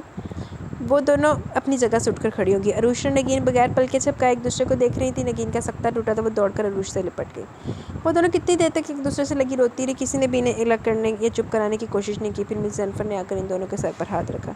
ہماری کوتاہی اور لاپرواہی کا خمیازہ تم دونوں کو بھگتنا پڑا۔ بے شک تم دو اپنوں کی آغوش میں رہی، مگر فائزہ کی وجہ سے جو بدگمانیاں پیدا ہوئی، نگین کی گمشدگی کا قصوروار صفدر شاہ کو سمجھا گیا۔ اسی وجہ سے مسرور اور سمینہ تمہیں لے کر روپوش ہو گئے۔ ان سب میں ہم عروش تمہیں بیٹا بہت مبارک ہو۔ نگین نے اپنی آنکھیں صاف کرتے ہوئے بھانجے کو چھپ کر چوما۔ ہاں یہ واقعی بہت مبارک ہے، آج ہی یہ ملا اور آج ہی مجھے تم ملی ہو۔ عروش نے پیار سے نگین کے گال کو چھوا۔ پھر تو اس کا نام مبارک ہونا چاہیے۔ رانیہ نے لقمہ دیے، سب بے اختیار ہنس پڑے۔ اس کا نام تو اس کے باپ نے رکھ بھی دیا، اس نے پہلے سوچا ہوا تھا، جب میں نے اس کے آنے کی خبر اسے دی تو اس نے نام بھی بتا دیا۔ اچھا موزم بھائی نے اس کا کیا نام رکھا ہے؟ نگین نے خوشگوار حیرت سے پوچھا۔ زعیم شاہ شرازی۔ عروش نے بہت پیار سے اس کا نام لیا۔ ماشاء اللہ بہت پیارا نام ہے، یہ سب نے تعریف کی۔ صفدر شاہ نظر نہیں آ رہے، کہیں گئے ہوئے ہیں کیا؟ میں بھی یہی پوچھنے والی سی، کوئی دادے نے دسیا کہ نہیں دسیا؟ وہ صبح شہر سے سیدھا یہیں آ گئے تھے، ریسٹ کرنے کے لیے اب بھی کچھ دیر پہلے گھر گئے۔ رخسانہ بولی۔ اچھا سانو تو رسنا سی نا بھائی، پھر آپ میر سبطین کی شادی کب کریں؟ میر غضنفر اور میر جعفر فرصت سے لیونگ روم میں بیٹھے ہوئے تھے۔ میر سجاول بھی وہیں موجود تھا۔ وہ صوفے پر بیٹھا ریموٹ ہاتھ میں پکڑے چینل پر چینل چینج کر رہا تھا۔ بچے تیاریوں میں لگے ہوئے ہیں، ان کے کام مکمل ہو جائیں، 6 مہینے کے اندر ہی کوئی ڈیٹ فائنل کر دوں گا۔ مگر رانی کے لیے بہت پریشان ہوں، اس کا بھی رشتہ طے ہو جاتا تو میں بالکل بے فکر ہو جاتا۔ مجھے رانی کی بہت فکر ستاری ہے۔ میر سبطین اور نگین کے ساتھ ہی اس کی بھی شادی ہو جانی چاہیے، تاکہ رانی بھی اپنے گھر کی ہو جائے۔ زندگی کا کوئی بھروسہ نہیں ہے، اپنی زندگی میں اسے میں ہنستا بستا دیکھ لوں تو مجھے پھر زندگی کی کوئی پرواہ نہیں ہوگی۔ وہ بہت فکر مند ہو رہے تھے۔ دل چھوٹا مت کرے، اللہ اس کے لیے بھی کوئی نہ کوئی اسباب بنا دے گا۔ میر جعفر نے انہیں تسلی دی۔ صفدر شاہ کا فون آیا تھا، وہ جواب مانگ رہے ہیں اور بس ہے کہ جواب ہاں میں ہوں۔ مختوم شاہ کی خوشی بھی اسی رشتے میں شامل ہے۔ میر غضنفر آہستگی سے بولے۔ میر سجاول نے چونک کر انہیں دیکھا۔ آپ لوگ انہیں صاف جواب کیوں نہیں دے رہے؟ یہ تماشا ختم کیوں نہیں کر دیتے؟ رانی میں کوئی کمی نہیں ہے، لنگڑی لولی یا بدصورت نہیں ہے، نہ ہی اس کی عمر نکلی جا رہی جو آپ اتنے فکر مند ہو رہے ہیں۔ بہترین رشتہ مل جائے گا اس کے لیے، مگر آپ اس کی خوش فہمی میں مت رہنا کہ میں راضی ہو جاؤں گا۔ وہ بھڑک کر بولا۔ تو سارے تو بکرا ابا لگا ہے، ڈی سی لگا سارے تھے، کہیں ایسا نہ ہو مجھے اس مختوم شاہ کا کوئی بندوبست کرنا پڑ جائے، تبھی اس مصیبت سے جان چھوٹے گی۔ آپ سب لوگ اچھی طرح سمجھ لیں، میں ہرگز بھی شادی نہیں ہونے دوں گا، بھلے اس کے لیے مجھے مختوم شاہ کا قتل ہی کیوں نہ کرنا پڑے۔ وہ غضبناکی سے بولا۔ میر سجاول تم ایسا کچھ بھی نہیں کرو کہ مجھے مختوم شاہ سے کوئی غرض نہیں ہے، مگر میں پھر تمہیں کسی مشکل میں پڑنے نہیں دینا چاہتا، سمجھے تم؟ میر جعفر تڑپ کر بولے۔ بے شک رانی میں کوئی کمی نہیں، مگر اس کا بہترین رشتہ آ چکا ہے۔ اچھے رشتے کو بلا جواز ٹھکرانا کفایت نعمت ہوتا ہے۔ جب ہماری دشمنی ختم ہو چکی ہے، سارے معاملے درست ہو گئے۔ سب سے زیادہ غصہ ان پر یہی تھا نا کہ انہوں نے سندس کی بچی کو اغوا کیا، تو وہ راز بھی کھل چکا ہے، پھر اتنا جذباتی ہونے کی کیا ضرورت ہے؟ میر غضنفر نے اسے قائل کرنے کی کوشش کی۔ اٹ مینس آپ نے فیصلہ کر لیا، آپ اپنی مرضی کر کے رہیں گے، کیونکہ شرازیوں سے دوبارہ رشتہ جوڑنا آپ کے لیے بہت ضروری ہو گیا، تو پھر کھل کر بول دینا کہ میں گھر چھوڑ کر چلا جاؤں۔ وہ ریموٹ زمین پر مار کر اٹھ کھڑا ہوا۔ آخر تمہارے ساتھ مسئلہ کیا ہے؟ میں نے ایسی کوئی بات کی ہے کہ میں ان کا پروپوزل قبول کرنے والا ہوں یا اب بھی وہاں جا رہا ہوں؟ پھر اتنی جلدی کیوں ہائپر ہو جاتے ہو؟ اپنے دماغ کو ٹھنڈا رکھا کرو، ہر وقت گرمی اچھی بات نہیں ہے۔ میر غضنفر رسان سے بولے۔ آپ چاہے جو کچھ بھی کہیں، میں مرتے دم تک اس رشتے کے لیے راضی نہیں ہونے والا۔ نہ میں آپ کو رشتہ جوڑنے دوں گا، بہتر ہوگا آپ انہیں کلیئر انکار کر دیں تاکہ یہ بات یہیں ختم ہو جائے۔ کڑی کو تو پہنچ لو اپنی، ورنہ انجام آپ کی سوچ سے بھی زیادہ برا ہوگا۔ وہ سخت لہجے میں دھمکی دیتا ہوا لیونگ روم سے باہر نکل گیا۔ کوریڈور کے آخری سرے پر آنے کھڑی بھی ان کی باتیں سن رہی تھی۔ میر سجاول کی باتیں اسے نیزے کی انی کی طرح محسوس ہوئی۔ اس کی آنکھیں جھر جھر بہہ رہی تھیں۔ میر سجاول کی نظر اس پر پڑی تو وہ ٹھٹک کر رک گیا۔ رانی نے اسے شکوہ کے نظروں سے دیکھا۔ میر سجاول کو اس کا دیکھنا ہلا کر رکھ گیا۔ وہ کتنی دیر تحیر سے اسے دیکھتا، پھر سست قدموں سے چل کر رانی کے پاس آ گیا۔ رانی میں اس سے نظر ملانے کی جرأت نہیں تھی۔ وہ دیوار کو تکنے لگی مگر اس کی متورم آنکھیں چیخ چیخ کر سارا افسانہ سنا رہی تھی۔ میر سجاول جیسے زیرک اور ذہین انسان کو اس کے دل کی آواز سننے میں ایک لمحہ بھی نہیں لگا۔ اس کی دلی کیفیت سمجھنا میر سجاول جیسے عاشق کے لیے کوئی مشکل کام نہیں تھا۔ میر کے تنے ہوئے اعصاب ڈھیلے پڑ گئے۔ اس کے چہرے پر پھیلی خطرناک حد تک سنجیدگی یکدم ہی نرم مسکراہٹ میں بدل کر اس کے دلکش چہرے کو مزید رونق بخش گئی۔ اس نے رانی کے سر پر ہاتھ رکھا، پھر اس کا سر سے ہلا کر انگلی کے پوروں سے اس کا آنسو سمیٹ لیا۔ اب رونا مت، جو تم چاہتی ہو وہی ہوگا، بھلے تمہاری خواہش پوری کرنے کے لیے مجھے اپنا سر کیوں نہ جھکانا پڑے، میر نے بھاری گمبھیر آواز میں کہا۔ پہلے تو رانی کی آنکھیں حیرت سے پھیل گئی، پھر اس نے دونوں ہاتھ میر کے گرد مائل کیے اور اس کے سینے سے لگ کر سسک اٹھی۔ میر نے دھیرے سے اس کا سر تھپکا۔ میر سجاول کی نظر اوپر اٹھی تو ریلنگ پہ زرتاج جھکی ہوئی تھی۔ اسے دیکھ کر فوراً مسکرائی۔ اسے جیسے ہی پتہ چلا کہ میر سجاول گھر آیا، وہ تب سے چلے پیر کی بلی کی طرح چکر کاٹ رہی تھی، مگر میر کی بلند گسیلی آواز پر نیچے آنے کی ہمت نہیں ہو رہی تھی۔ میر نے ایک چپتی ہوئی سخت تار پار ہو جانے والی نظر اس پر ڈالی، پھر وہیں سے پلٹ گیا۔ اس کی بے رخی پر زرتاج کو اپنے جسم سے جان نکلتی محسوس ہوئی۔ وہ اضطراری کیفیت میں اپنی انگلیاں مروڑتی ہوئی بے جان قدموں سے دوبارہ بیڈ روم میں چلی گئی۔ میر سجاول اتنے دن سے خود پر جبر کیے بیٹھا تھا، مگر زرتاج کی ایک جھلک نے اس کے غصے کو چھاگ کی طرح بٹھا دیا۔ وہ بے قرار سا ہو کر پشت پر ہاتھ باندھے لاؤن میں ادھر سے ادھر ٹہلنے لگا۔ دل کہہ رہا تھا خفگی بھلا کر دل ہمیشہ کی طرح اس کے قدموں میں رکھ دے، مگر دماغ کے تقاضے کچھ اور تھے۔ وہ چاہتا تھا اس بار اپنی انا کا سر مت کچلنا، زرتاج کو ہر حال میں جھکنا ہوگا۔ وہ عجیب سی کشمکش میں گھرا چنچلا کر گاڑی کی طرف بڑھ گیا۔ عروش آئینے کے سامنے کھڑی لپسٹک کو کوٹ پر کوٹ لگا کر گہرا کر رہی تھی۔ میک اپ اس نے لائٹ ہی کیا تھا، مگر لپسٹک بہت ڈارک لگائی تھی۔ اس نے آئینے میں ایک بار پھر اپنا تفصیلی جائزہ لیا اور ساری لاتی ہوئی ہینڈ کیری کی طرف گئی۔ بیبی کو گود میں اٹھایا، پھر روم سے باہر نکل آئی۔ ہینڈ کیری نہیں، کیری کوٹ لکھنا سی۔ پورے 3 ماہ بعد موزم شاہ گھر واپس آیا تھا، وہ بھی مکمل صحتیاب ہونے کے بعد۔ وہ شاہ کے لیے بہت دل سے تیار ہوئی تھی۔ خالہ جان، وہ لوگ کب پہنچ جائیں گے؟ اس نے بیبی کو رخسانہ کی گود میں ڈال کر بے صبری سے پوچھا۔ بس پہنچنے والے ہوں گے، مختوم شاہ نے اسی ٹائم پہنچنے کا کہا تھا۔ ایئرپورٹ سے تو صبح ہی آ گئے تھے، مگر شاہ کو شہر میں ضروری کام نپٹانے تھے، اس لیے نکلنے میں ذرا دیر ہوگی۔ رخسانہ بیگم اس کی بے صبری پر مسکرائی۔ زینب، سمینہ اور رخسانہ بھی ان کے انتظار میں بیٹھی ہوئی تھی۔ تم نے اچھا کیا جو تیار ہوگی، اب ذرا کچن کا ایک چکر لگا لو، دیکھنا سب کچھ ٹھیک سے ہو بھی رہا ہے یا نہیں۔ میں نے آج ساری ڈشز ان دونوں کی پسند کی بنوائی ہیں۔ رخسانہ بیگم بہت خوش تھی۔ عروش بیبی کو پیار کر کے وہاں سے اٹھ گئی۔ وہ ملازمہ کے ساتھ مل کر کچن میں کام کروا رہی تھی جب پورچ میں گاڑیوں کے رکنے کی آواز سنی۔ وہ بے قرار ہوگی، مگر بمشکل خود کو باہر جانے سے روکا۔ رخسانہ بیگم نے موزم شاہ کا سر اپنے سینے سے لگایا ہوا تھا۔ اسے ڈھیروں دعائیں دینے کے بعد وہ بچے کے پاس لے آئی۔ موزم شاہ، تم نہیں جانتے میں کتنی خوش ہوں، تمہیں دوبارہ اپنے پیروں پر چلتا ہوا دیکھ کر میرا کلیجہ ٹھنڈا ہو گیا، وہ کہتے ہوئے رو پڑی۔ آپ کی دعاؤں سے میں ٹھیک ہو گیا نا، پھر آپ کیوں رو رہی ہیں؟ شاہ نے ماں کے شانے پر ہاتھ پھیلایا۔ اماں، یہ ہے زعیم شاہ، یہ کتنا چھوٹا سا ہے۔ مختوم شاہ نے بچے کو ایسے چھوا جیسے وہ موم کا ہو۔ کمرے میں موجود سبھی افراد اس کی بچکانہ بات پر بے ساختہ ہنسے۔ مختوم شاہ نے اسے بے تحاشا چومتے ہوئے موزم شاہ کی طرف بڑھایا۔ یہ بالکل تمہارے جیسا ہے، شاہ نے اسے بغور دیکھتے ہوئے مختوم شاہ سے کہا۔ ہم سب نے اسے پہلی بار دیکھ کر یہی کہا تھا، یہ ہو مختوم شاہ، زینب پھپھو بولی۔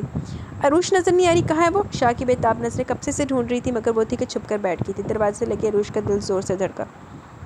وہ ترس گئی تھی مغرور شاہ کے اس لہجے اس آواز کے لیے۔ کچن میں کھانا بنوا رہی ہے، میں اسے بلواتی ہوں۔ رخسانہ بیگم نے فوراً کہا، تبھی عروش سرپٹ دوپٹہ جماتی ہوئی اندر آ گئی اور دھیرے سے سلام کیا۔ موزم شاہ کی نظر اس سے ملی تو پوری دنیا روشن ہو گئی، ورنہ اس کے بغیر ویرانی ویرانی تھی۔ وہ رسٹ کلر کے کاٹن کے امبرائڈرڈ سوٹ میں ملبوس تھی، ڈارک میک اپ میں اپسرا لگ رہی تھی۔ شاہ نے بھویں اچکا کر اس کی بھرپور تیاری کو نظروں ہی نظروں میں سراہا۔ عروش نے گھبرا کر پلکیں جھکا لیں۔ شاہ کی گہری نظریں اس کے سراپے پر جم کر رہ گئی۔ عروش اپنی مسکراہٹ چھپاتے ہوئے صوفے پر بیٹھ گئی۔ عروش، تم ٹھیک ہو؟ تمہیں ہماری آمد کی خبر نہیں ہوئی یا جان بوجھ کر چھپی ہوئی تھی؟ موزم شاہ نے براہ راست اسے مخاطب کیا۔ میں ٹھیک ہوں، کچن میں کام کر رہی تھی۔ عروش گڑبڑا گئی۔ شاہ اس کی گھبراہٹ سے محظوظ ہوا۔ اماں، کھانا تیار ہے، لگوا دوں؟ عروش نے بلا وجہ اپنا دوپٹہ درست کیا۔ موزم شاہ کی بولتی آنکھیں اسے کنفیوز کر رہی تھی۔ ہاں لگواؤ نا، بچے سفر سے آئے ہیں، تھکے ہوئے ہیں، بھوک لگ رہی ہوگی۔ رخسانہ بیگم نے اس کی مشکل آسان کی۔ خوشگوار ماحول میں کھانا کھایا گیا، پھر شاہ نیپکن سے ہاتھ صاف کرتا ہوا جھک کر سرگوشی میں سے جلدی بیڈ روم میں پہنچنے کی تنبیہ کرتا ہوا اٹھ گیا۔ ایک ایک کر کے سبھی اٹھ کے عروش بھی بچے کو سنبھالتی ہوئی کھڑی ہوگی۔ بھابھی، آپ مجھے اسے دے دیں، ابھی تو میں نے اسے بہت ساری باتیں کرنی ہیں اور آپ اسے لے جا رہی ہیں۔ مختوم شاہ نے زعیم کو گود میں لے لیا۔ آپ کی باتیں ابھی اسے سمجھ میں نہیں آئیں گی اور جب یہ بولنے لگے گا تو آپ کانوں کو ہاتھ لگائیں گے۔ عروش کھلکھلائی۔ اس کا اشارہ بیبی کے چیخ چیخ کر رونے کی طرف تھا۔ ارے اب بے فکر ہو جائیں، ہمیں سنبھالنا آتا ہے، اس کے باپ کو راہ راست پر لیں تو یہ کیا چیز ہے؟ اس نے عروش کو چھیڑا۔ عروش کی مسکراہٹ گہری ہو گئی۔ عروش نے دروازہ کھول کر اندر جھانکا۔ شاہ بیڈ پر نیم دراز تھا۔ وہ دروازہ بند کر کے اندر آ گئی۔ شاہ فوراً بیڈ سے اٹھا اور آگے بڑھ کر اسے کھینچ کر گلے لگا لیا۔ مائی ڈمپل گرل، کیسے میں اتنے عرصے تک تم سے دور رہا، اب سوچ رہا ہوں تو وحشت ہو رہی ہے۔ شاہ اسے گلے سے لگائے کھڑا تھا۔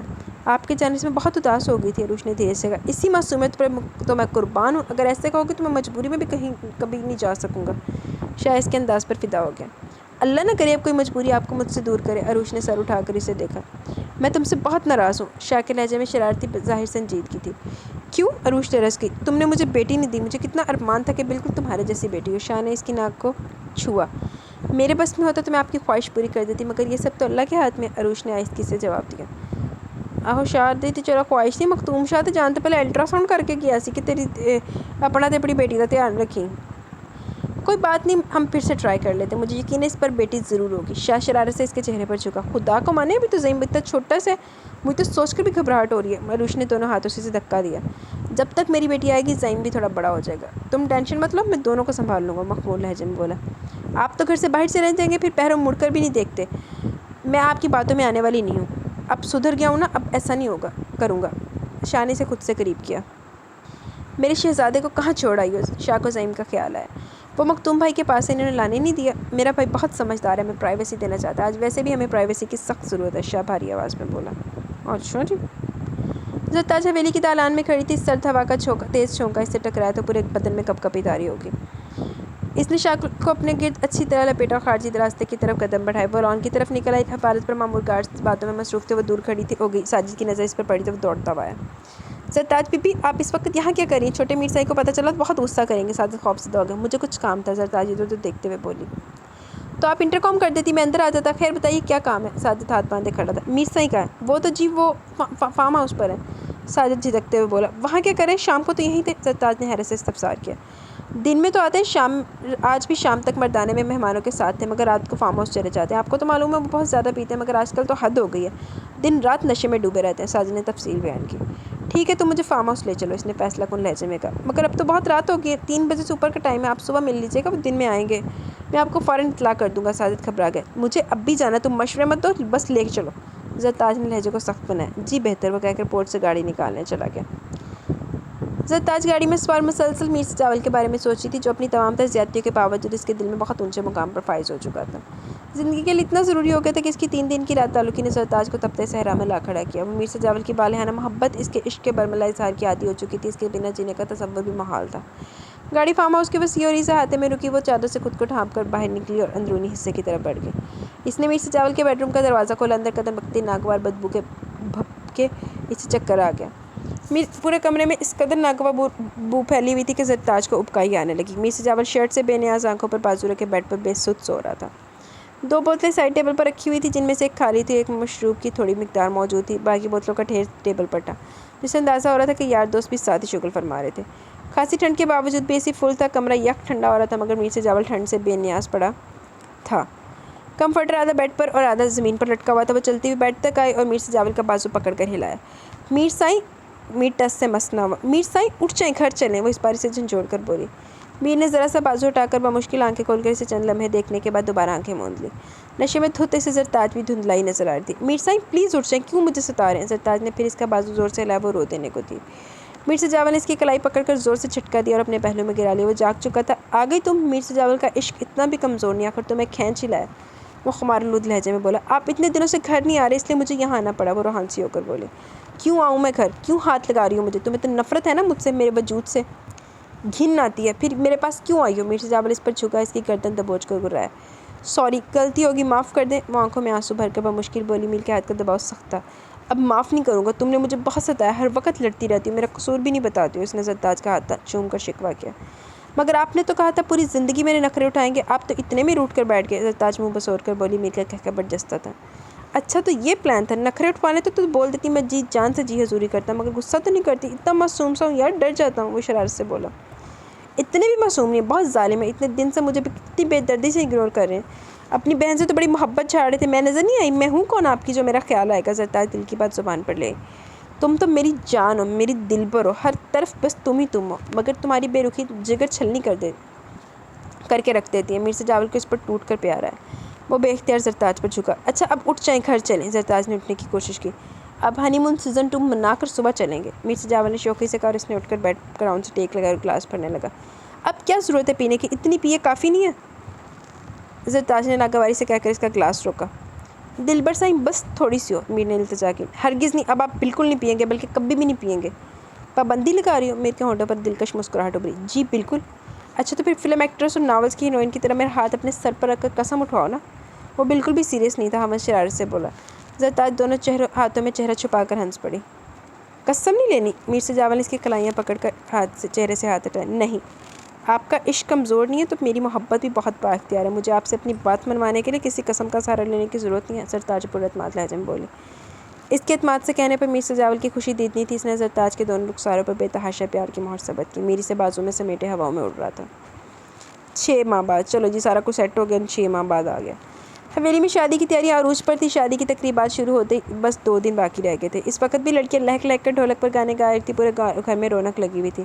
میر سبطین کا بیڑا پار رونق کا، ہر طرف خوشیوں کے رنگ بکھر کر ماحول کو خوشگوار بنا رہے تھے۔ طے یہ پایا کہ میر سبطین اور نگین کے ولیمے رانیہ کی بارات آئے گی، جبکہ مہندی کی رسم تینوں کی ایک ساتھ ہی ہوگی۔ میر سے جاول صبح سے نکلا ہوا تھا، وہ شام کو کمرے میں آیا تو زرتاج مکمل تیاری سے خود کو آخری بار ہر اینگل سے آئینے میں دیکھ کر تسلی کر لینے کے بعد ڈھولکی میں شرکت کے لیے روم سے نکلنے والی تھی کہ میر نے دروازہ لاک کر کے بولٹ لگا دیا۔ خود کو میری نظروں سے دیکھو گی تو اور بھی زیادہ حسین لگو گی، یا آئینہ تمہیں وہ کچھ نہیں دکھا سکتا جو میری نظریں دیکھ سکتی ہیں۔ میر سے جاول دل فریب لہجے میں کہتا ہوا صوفے پر بیٹھ گیا۔ مجنوں کو لیلا بھی سب سے حسین ہی لگتی تھی، کیونکہ وہ اس کی محبوبہ تھی۔ ہر محبوب کا یہی خیال ہوتا ہے، زرتاج ایک ادا سے کہتے ہوئے اس کے برابر میں بیٹھ گئی۔ میر مخمور آنکھوں سے دلچسپی سے دیکھ رہا تھا۔ بات تو گھوم پھر کر پھر وہیں آ گئی، تمہیں آئینے سے گواہی کیوں چاہیے؟ تمہیں تو بس میری آنکھوں میں دیکھ کر پڑھ لینا چاہیے کہ تم کیسی لگ رہی ہو۔ تم نیند سے اٹھ کر بھی مجھے اتنی حسین لگتی ہو جتنا بند سج سنور کر خود کو آئینے میں دیکھ رہی تھی۔ وہ زرتاج کو باتوں میں الجھا رہا تھا تاکہ وہ اس کے سامنے بیٹھی رہے۔ اس کا مطلب یہ تو نہیں ہے نا کہ میں یوں ہی نیند سے اٹھ کر محفل میں چلی جاؤں؟ گھر میں جو مہمان آئے وہ مجھے آپ کی نظروں سے نہیں دیکھیں گے، وہ چنچلا کر بولی۔ میر سے جاول نے کہکا لگایا۔ میر صاحب پلیز اب مجھے نیچے جانے دینا، کتنی رونق لگی ہے وہاں، سب گانے گا رہے ہیں، مجھے بھی ڈھولک بجانی ہے۔ اپنی شادی سے لے کر اب تک میں کسی کی ڈھولکی میں نہیں گئی ہوں، اب گھر کی شادی تو مجھے اٹینڈ کرنے تھے، زرتاج نے دہائی دی۔ میں نے کب منع کیا ڈھولکی بجانے سے؟ یہاں منگوا دیتا ہوں، خوب بجانا، میں بھی دیکھوں گا تم کیسی ڈھولک بجاتی ہو، زرتاج کو خود میں سمیٹتے ہوئے بولا۔ آخر آپ مجھے نیچے کیوں نہیں جانے دے رہے؟ یہاں ڈھولک منگوائیں گے تو سب مجھ پر ہنسیں گے، زرتاج بے بسی سے بولی۔ میں نے کہا تھا اتنا سج سنور کر بیٹھو، تمہیں دیکھ کر میرا دل بے ایمان ہو گیا، تو اس میں میرا کیا قصور؟ وہ زرتاج کی بے بسی پر محظوظ ہوتے ہوئے بولا۔ بس میں نے کہہ دیا مجھے نیچے جانا ہے، آپ بھی جلدی سے تیار ہو کر آ جائیں۔ میں نے آپ کے کپڑے بھی پریس کروا دیے، وہ دو ٹوک انداز میں بولی۔ دلبر سائیں اس طرح تو آپ کہیں نہیں جا سکتی، ہاں کوئی رشوت دو تو شاید بات بن جائے، میر سے جاول نے اس کا آنچل تھام کر لبوں سے لگایا۔ ٹھیک ہے میں کہیں نہیں جا رہی، یہیں آپ کے پاس بیٹھی ہوں، مہندی میں بھی نہیں جاؤں گی، شادی پہ اٹینڈ نہیں کروں گی، زرتاج نے اس کے برابر میں بیٹھ کے رخ دوسری طرف موڑ لیا۔ دلبر سائیں ناراض ہوگی؟ تم کیسی لڑکی ہو، میں پور پور تمہارے عشق میں ڈوبا جا رہا ہوں، تم کنارہ ڈھونڈ رہی ہو، میر سے جاول کے لہجے میں تعصب تھا۔ میں ایسا تو نہیں کر رہی، تقریب میں سب کے ساتھ شریک ہونا چاہتی ہوں، اتنی سی بات آپ دل پر لیں گے؟ آپ چھوٹی سی بات کے لیے میری محبت پر شک کر رہے ہیں، زرتاج نے فوراً سے پیشتے وضاحت دی، پھر اس کے سینے پر ہاتھ رکھ کر شکوہ کیا۔ یہ تمہارے لیے چھوٹی سی بات ہوگی، میرے لیے بہت بڑی بات ہے، تم مجھ سے زیادہ کسی اور چیز میں دلچسپی لوگی، میں برداشت نہیں کر سکوں گا، میر سے جاول نے اس کے ہاتھ پر ہاتھ رکھ کر کہا۔ میں چاہتا ہوں تم بس میری بن کر ہو، باقی سب کچھ بھول جاؤ، میری موجودگی سے بڑھ کر تمہارے لیے کچھ بھی ضروری نہیں ہونا چاہیے۔ میر سے جاول نے بے خود ہو کر اس کی مسکارے سے بوجھل پلکوں کو لبوں سے چھوا، زرتاج مبہم سا مسکرا دی۔ میں یہی کچھ کر رہی ہوں پھر بھی آپ مطمئن نہیں ہوتے، خیر چھوڑیں، مجھے آپ سے ایک بات کرنی ہے، آپ مائنڈ تو نہیں کریں گے؟ آج تک کچھ بھی مائنڈ کیا جو اب کروں گا، جب تک تم اتنی ظالم بیوی ہو، مجھے بے دردی سے پیٹتی بھی ہو، وہ سر اٹھا کر سنجیدگی سے بولا مگر شریر آنکھیں مسکرا رہی تھی۔ ہیں میں آپ کو کب مارتی ہوں، کیوں مجھے بدنام کر دیں؟ زرتاج حیران ہوئی۔ یاد نہیں اس رات کتنی زور سے میری ناک پر ہاتھ مارا تھا، تمہارے ناخن کے نشان کی وجہ سے کتنے دنوں تک میں لوگوں سے منہ چھپاتا پھرا۔ زرتاج بے اختیار منہ پر ہاتھ رکھ کر ہنستی چلی گئی۔ وہ تو میں نیند میں تھی، جان بوجھ کر تو نہیں مارا تھا، زرتاج کو شرمندگی ہوئی۔ میں کچھ کہہ رہی تھی۔ جی سرکار میں سن رہا ہوں، میر سے جاول نے اپنا کان چھپ کر اس کے سامنے کیا۔ آپ سیریس ہوں گے تم بات کروں گی نا، زرتاج سے گھور کر بولی۔ آپ حکم کریں، اب میں بالکل سیریس ہوں، وہ صوفے کی پشت پر ہاتھ پھیلا کر سنجیدگی سے بولا۔ وہ میری دوست ہے نا نازیہ، اس کی بھی شادی ہے، کل اماں آئی تھی، وہ کارڈ دے کر گئی ہیں، کہہ رہی تھی کہ نازیہ نے بہت اصرار کیا میں اس کی شادی میں ضرور آؤں، اس کی یا اس کے گھر والوں کی تو ہمت نہیں ہوئی حویلی میں آنے کی، اس لیے اماں کے ساتھ کارڈ بھیجا۔ زرتاج نے اسے پوری تفصیل سے آگاہ کیا۔ کب ہے شادی؟ میر سے جاول نے استفسار کیا۔ نیکسٹ ویک، تب تک ہمارے گھر کی شادی کے تمام فنکشنز ہو چکے ہوں گے، زرتاج سے حساب لگائے بیٹھی تھی۔ چلی جانا، مجھے کوئی اعتراض نہیں، میر سے جاول اس کے شانے پر بکھرے بالوں کو چھیڑتے ہوئے بولا۔ میں اکیلی نہیں جاؤں گی، آپ کو بھی ساتھ چلنا پڑے گا، حکمیہ بولی۔ یار میں وہاں کیسے جا سکتا ہوں؟ میر سے جاول کی پیشانی پر بل پڑ گیا۔ ہاں آپ غریبوں کی محفل میں کیسے جا سکتے ہیں، آپ کی شان گھٹ جائے گی، زرتاج کا منہ تک گیا، وہ دھیرے سے بولی۔ اچھا نا، منہ مت لٹکاؤ، لے چلوں گا، ایسا ہو سکتا ہے کہ تمہاری حکم عدولی کروں؟ تم دن کو رات کہتی ہو تو وہ بھی مان لیتا ہوں، وہ گمبھیر آواز میں بولا۔ زرتاج کے چہرے پر دھنک رنگ اترا، اس نے دونوں بازو میر سے جاول کے گلے میں ڈال دی۔ ہو ہمارا بکرا بیچارہ چھینکیں ماری جا رہا ہے۔ فلو ہو گیا بیچارے ساڈے بکرے میں. آئی لو یو وہ کھنکتی آواز میں بولی. I love you too more than you Mir Sajawal نے اسے گلے سے لگا کر مصروف انداز میں جواب دیا. میر سبطین، نگین اور رانیہ تینوں اسٹیج پر بیٹھے تھے. مہندی کا فنکشن زور و شور سے جاری تھا. ملازمہ فائزہ بیگم کو بیچ چیئر پر دھکیلتی ہوئی لائی، پھر دونوں ملازماؤں نے پکڑ کر اسے اسٹیج پر چڑھایا. میر سبطین اور نگین کے سر پر اپنا کپکپاتا ہاتھ رکھتے ہوئے ان کی آنکھوں میں دھند چھانے لگی. ہلو چلو جی مقافات شروع ہو گیا. بہت چنگا ہے فائزہ بیگم ویل چیئر تے آئی سی نا، بہت چنگا ہے. اندر ہی خوشی ہونا چاہیے سی، لانتی یہی ڈیزرو کر دی سی. وہ چاہتے ہوئے بھی انہیں دعا نہیں دے سکتی تھی کیونکہ فالج کے اٹیک نے انہیں بری طرح مفلوج کر دیا. فزیوتھراپی اور میڈیسن کی مدد سے ان کا جسم حرکت تو کرنے لگا مگر وہ بول نہیں سکتی تھی. میر سبطین نے ان کا کامتا ہاتھ اپنے ہاتھوں سے پکڑ کر سر پر رکھا. تبھی ہر طرف ہلچل مچ گئی کہ لڑکے والے مہندی لے کر پہنچ گئے. گیٹ پہ ان لوگوں کا زبردست استقبال کیا گیا. میر غضنفر نے سب مردوں کے گلے میں ہار ڈالے جبکہ زرتاج نے خواتین کو گجرے پہنائے. یہ اندازہ لگانا مشکل ہو رہا تھا کہ دونوں میں سے کون زیادہ پیارا لگ رہا ہے، رانیہ یا نگین. میر سبطین کو پوچھو گے تو رانیہ، تے مختوم شاہ کو پوچھو گے نہیں پوٹھا ہو گیا. میر سبطین کو پوچھو گے تو نگین، تے مختوم شاہ کو پوچھو گے تو رانیہ. زرتاج نے بلائے لیتے ہوئے کہا. وہ خود پیچ کلر کی کامدر غرارے اور شرٹ میں بالوں کو کرل کے ان دونوں سے زیادہ حسین لگ رہی تھی.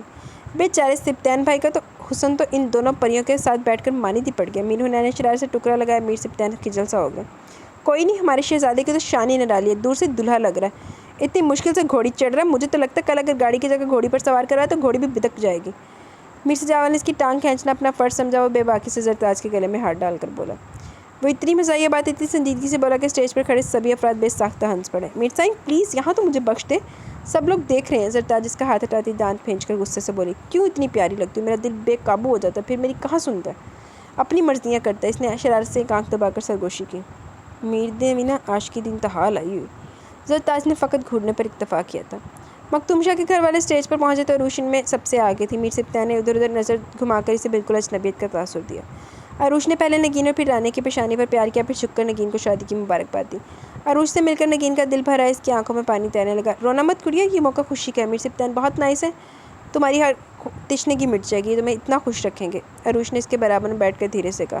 عروش تم شادی تک میرے پاس نہیں رک سکتی، مجھے تمہاری بہت ضرورت ہے. نگین اس کا ہاتھ تھام کر بولی. کیسے رک سکتی ہوں؟ سسرال میں پہلی شادی ہے، سارے کاموں کی ذمہ داری مجھ پر ہے، پھر خالہ جان کو بھی برا لگے گا. تم فکر مت کرو، میں کل دن میں بھی چکر لگا لوں گی. کل رات کو تو بارات ہے، پھر نکاح کے بعد تمہیں میر سبطین کے علاوہ کوئی بھی یاد نہیں رہے گا. وہ شرارتاً کہہ کر ہنسی. نگین نے شرما کر سر جھکا لیا. سب سے پہلے رسم زینب کرے گی، اس کے بعد ہم سب کریں گے، رخسانہ بیگم نے بلند آواز میں کہا. بھابھی آپ کیسی باتیں کریے، میں کیسے رسم کر سکتی ہوں؟ زینب نفی میں سر ہلاتے ہوئے دھیرے سے بولی. کیوں، تم کیوں نہیں کر سکتی؟ رخسانہ بیگم نے تعجب سے کہا. کیونکہ میں نہیں چاہتی میرے نصیب کی سیاہی ان بچوں کی آنے والی خوبصورت زندگی میں اندھیرا کر دے. آپ زبردستی مجھے یہاں لے آئیں مگر مجھے دور رکھیں، میرا ہاتھ لگوا کر بدشگونی مت کریں. زینب آنسو پیتے ہوئے نم لہجے میں بولی. تم نے یہ فضول باتیں سوچ سوچ کر خود پر خوشیاں حرام کر رکھی ہیں، ورنہ یہ سب نصیبوں کے کھیل ہیں. سب کچھ اللہ کی رضا سے ہوتا ہے، وہی اچھے اور برے نصیب لکھتا ہے، اس میں کسی بھی انسان کا کوئی عمل دخل نہیں ہوتا. چلو اب چپ چاپ رسم کرو ورنہ میں تم سے بہت زیادہ ناراض ہو جاؤں گی. رخسانہ بیگم دو ٹوک انداز میں دھمکی دی.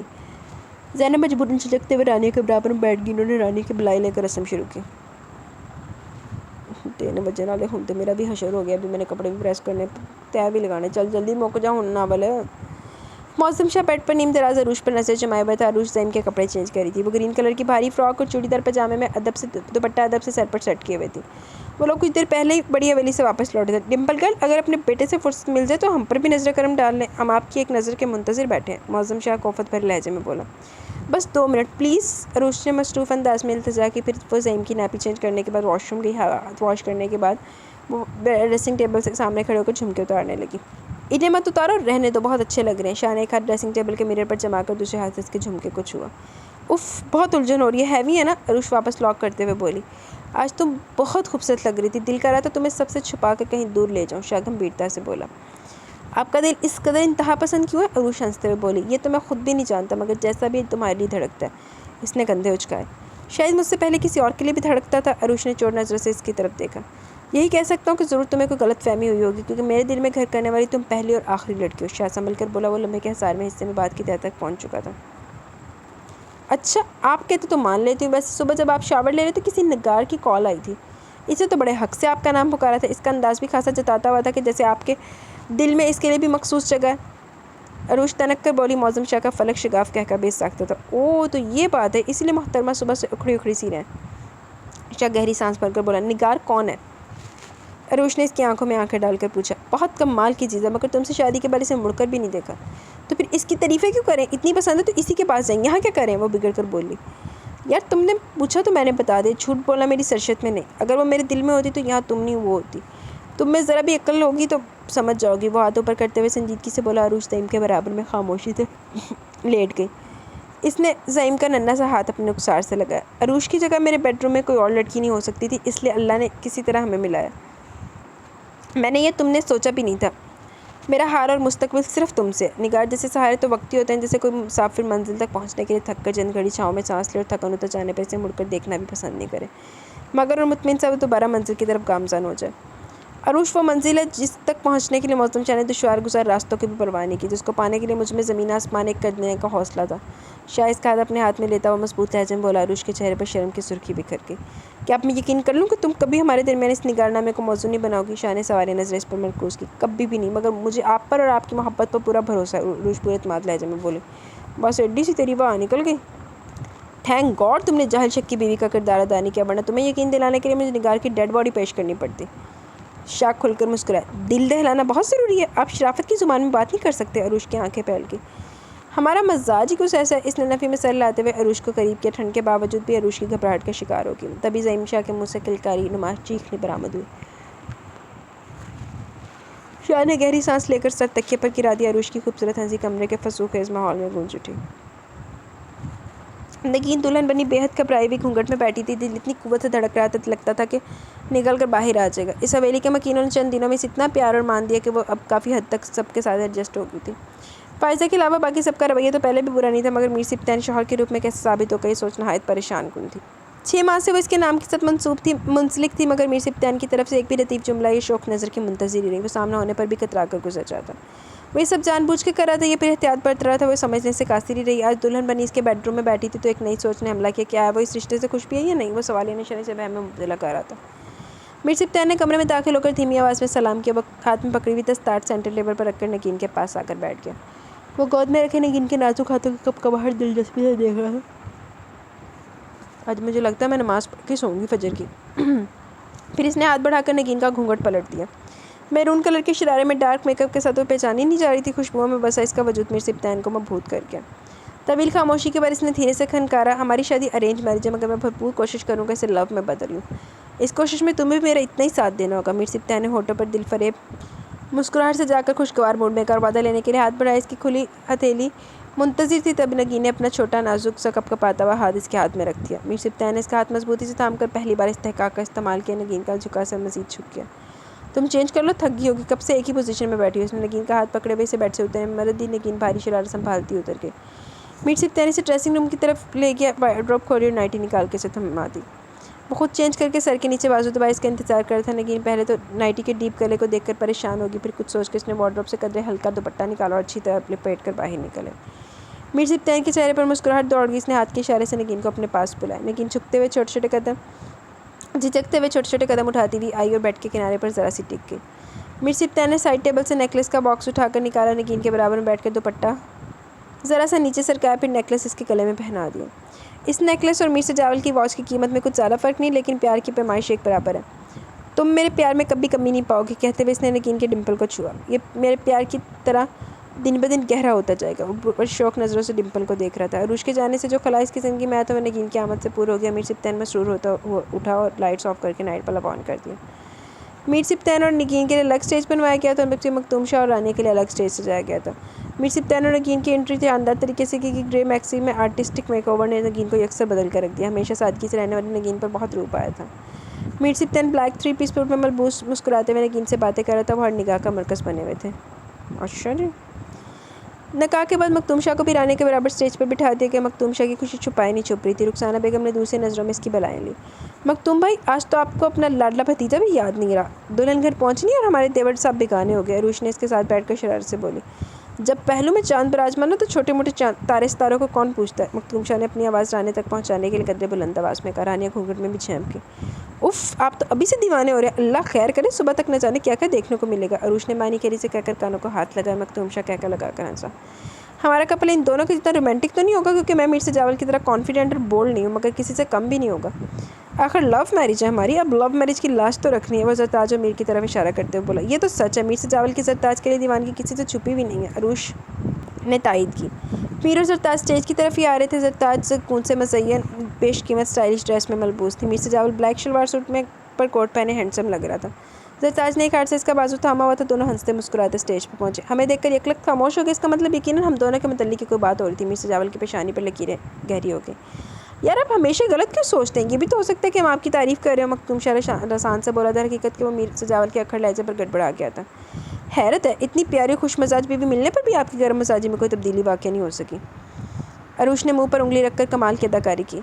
ڈیئر کزن، تصدیق کر لیں، یہ مجھے ملی نہیں ہے، میں نے انہیں حاصل کیا، دنیا سے چرا کر اپنا بنایا، ورنہ آپ کے شوہر نامدار نے تو کوئی کسر نہیں چھوڑی تھی انہیں مجھ سے جدا کرنے کے تمام جتن کیے۔ میر سے جاول زرتاج کی آنکھوں میں جھانک کر شوق ہوا۔ زرتاج اس کے بے باک انداز پر بری طرح چھینک گئی۔ آپ کا تو کوئی جواب نہیں، آپ تو لاجواب ہیں۔ عروش اس کے برملا اظہار پر اش کر اٹھی، تبھی معظم شاہ بھی اسٹیج پر چلا ہے۔ شادی کی تمام تقریبات میں ایک بار بھی میر سے جاول نے اسے کلام کرنے کی کوشش نہیں کی، حتیٰ کہ اس کا سامنا کرنے سے بھی گریز کیا، مگر معظم شاہ ان سب کو ایک ساتھ اسٹیج پر دیکھ کر فوراً یہاں چلا ہے۔ وہ بھی اپنے بچپن کی دوستی کو ایک بار پھر موقع دینے کا خواہاں تھا۔ اس نے مبہم سی مسکراہٹ کے ساتھ اپنا ہاتھ بڑھایا، جسے میر سے جاول نے ناگواری کا تاثر دیتے ہوئے نظر انداز کر دیا۔ زرتاج نے میر کے ہاتھ میں دبے ہوئے ہاتھ سے اس کی ہتھیلی کو زور سے بھینچا۔ اس کی آنکھوں میں میر کے لیے خفگی تھی۔ اس کی آنکھوں میں خفگی اصرار بھی تھا کہ میر سے جاول معظم شاہ سے مصافحہ کرے۔ میر سے جاول نے اسے گھورتے ہوئے شاہ کا بڑا ہوا ہاتھ تھام لیا۔ بچھڑے ہوئے دوست ایسے نہیں ایسے ملتے۔ کسی نے پیچھے سے ان دونوں پر دباؤ ڈال کر ایک دوسرے کی طرف دھکیلا۔ مکتوم شاہ جو معاملے کو سیریس ہوتا دیکھ کر دم بخود بیٹھا تھا، میر سے جاول کی صدموری سے کہیں کوئی بدمزگی نہ ہو جائے، کھل کر مسکرا دیا۔ میر کے ہونٹوں پر بھی مسکراہٹ دوڑ گئی۔ تمہارا بیبی بہت کیوٹ ہے، شکر ہے تم پر نہیں گیا، ورنہ مجھے اس پر کبھی اتنا پیار نہیں آتا۔ میر سے جاول نے شاہ کی گود میں موجود زعیم کے گال کو نرمی سے چھوا۔ اس کا مذاق میں کہا گیا جملہ طنز سے بھرپور تھا، مگر پھر بھی اس کے انداز پر شاہ سمیت سب محظوظ ہوئے۔ ہنستے مسکراتے وہ سب ایک بار پھر دلوں کے بندھن میں بندھ گئے تھے، اور شاید یہ بندھن پہلے سے زیادہ مضبوط ہونے والا تھا، کیونکہ یہ صرف دلوں کا ہی نہیں بلکہ سچے پیار اور خوبصورت رشتوں کے بندھن میں بن چکا تھا۔ عروش اٹھ کر رانے کے ساتھ بیٹھ گئی اور معظم شاہ مکتوم شاہ کے برابر میں وراجمان ہو گیا۔ فوٹوگرافر نے ایک ساتھ کئی منظر کیمرے کی آنکھ میں قید کر لیے۔ تم کیسے مرد ہو؟ تمہیں اپنی نئی نویلی دلہن میں ذرا بھی دلچسپی محسوس نہیں ہو رہی؟ دوڑ دوڑ کر کبھی یہاں تو کبھی وہاں گھومتے نظر آ رہے ہو۔ مجھے دیکھو، میں نے اپنی شادی کو 1 سال بعد بھی تازہ دم رکھا ہوا۔ میر سے جاول ایک آنکھ دبا کر بولا، تم تو اول درجے کے بدمعاش انسان ہو، اور میں ٹھہرا شریف النفس بندہ تمہارا مقابلہ کہاں کر سکتا ہوں؟ میر صفدر نے اس کی کمر پر دھپ لگائی۔ میر سے جاول نے کہکا لگایا۔ میر، تمہاری شادی کو 1 سال گزرنے والا ہے، لیکن اب تک تمہاری طرف سے کوئی گڈ نیوز نہیں ملی۔ میر صفدر نے اسے ٹوکا۔ میر سے جاول نے ہنکارا بھرا، وہ دونوں اسٹیج سے اتر آئے تھے۔ میں زرتاج کا ٹریٹمنٹ کروا رہا ہوں، انشاءاللہ بہت جلد گڈ نیوز ملے گی، وہ پریقین لہجے میں بولا۔ انشاءاللہ، میر صفدر نے برجستہ کہا۔ رانی روتی للاتی سب کی دعاؤں کو آنچل میں سمیٹے رخصت ہو کر شرازی بھی لا گئی۔ ایک پل کو شراری میں پہلا قدم رکھتے ہوئے اس کا دل کام کیا، مگر پھر مکتوم شاہ کے پہلو میں ہونے کے احساس پر دل کو کچھ تقویت پہنچی۔ رسومات سے فارغ ہونے کے بعد عروش سے مکتوم شاہ کے کمرے میں لے آئی۔ اس نے رانے کو بیڈ پر بٹھایا اور خود باہر چلی گئی، پھر کچھ دیر بعد واپس آئی۔ رانے، تم یہ جوس پی لو، مجھے پتہ ہے کہ تم نے صبح سے کچھ نہیں کھایا ہوگا، جب میری شادی ہوئی تھی میں نے بھی ایسے ہی کیا تھا۔ وہ خود ہی وضاحت دے کر ہنس پڑی۔ عروش، تم اس گھر میں تو خوش تو ہو نا؟ من میں مچلتا سوال خود بخود رانے کے ہونٹوں پر چلا ہے۔ نہ جانے کہ اس کا دل بیٹھا جا رہا تھا۔ اس کے میک اوور کو ٹچنگ کرتے ہوئے عروش کے ہاتھ یکدم رکے۔ اس نے ٹھٹک کر رانے کو دیکھا۔ سچ کہوں تو پہلے میں بالکل بھی خوش نہیں تھی، مگر شاہ کا رویہ بھی میرے ساتھ بہت برا تھا، مگر دھیرے دھیرے سب کچھ نارمل ہوتا چلا گیا، اور آج میں یہ کہہ سکتی ہوں کہ میں بہت خوش ہوں۔ اگر تم خالہ جان اور گھر کے دوسرے فیملی ممبرس کو لے کر خوفزدہ ہو تو بالکل مطمئن ہو جاؤ، کیونکہ سب بہت لونگ اینڈ کیئرنگ ہے، اسپیشلی مکتوم شاہ جو کہ اب صرف تمہارے ہیں۔ عروش کی تھوڑی کو چھو کر کھلکھلائی۔ رائے کی بات، میرے شوہر کی تو پہلے کی نسبت بالکل بدل چکے ہیں، صرف میرے لیے نہیں سب کے ساتھ ان کا بیہیویئر چینج ہو چکا ہے۔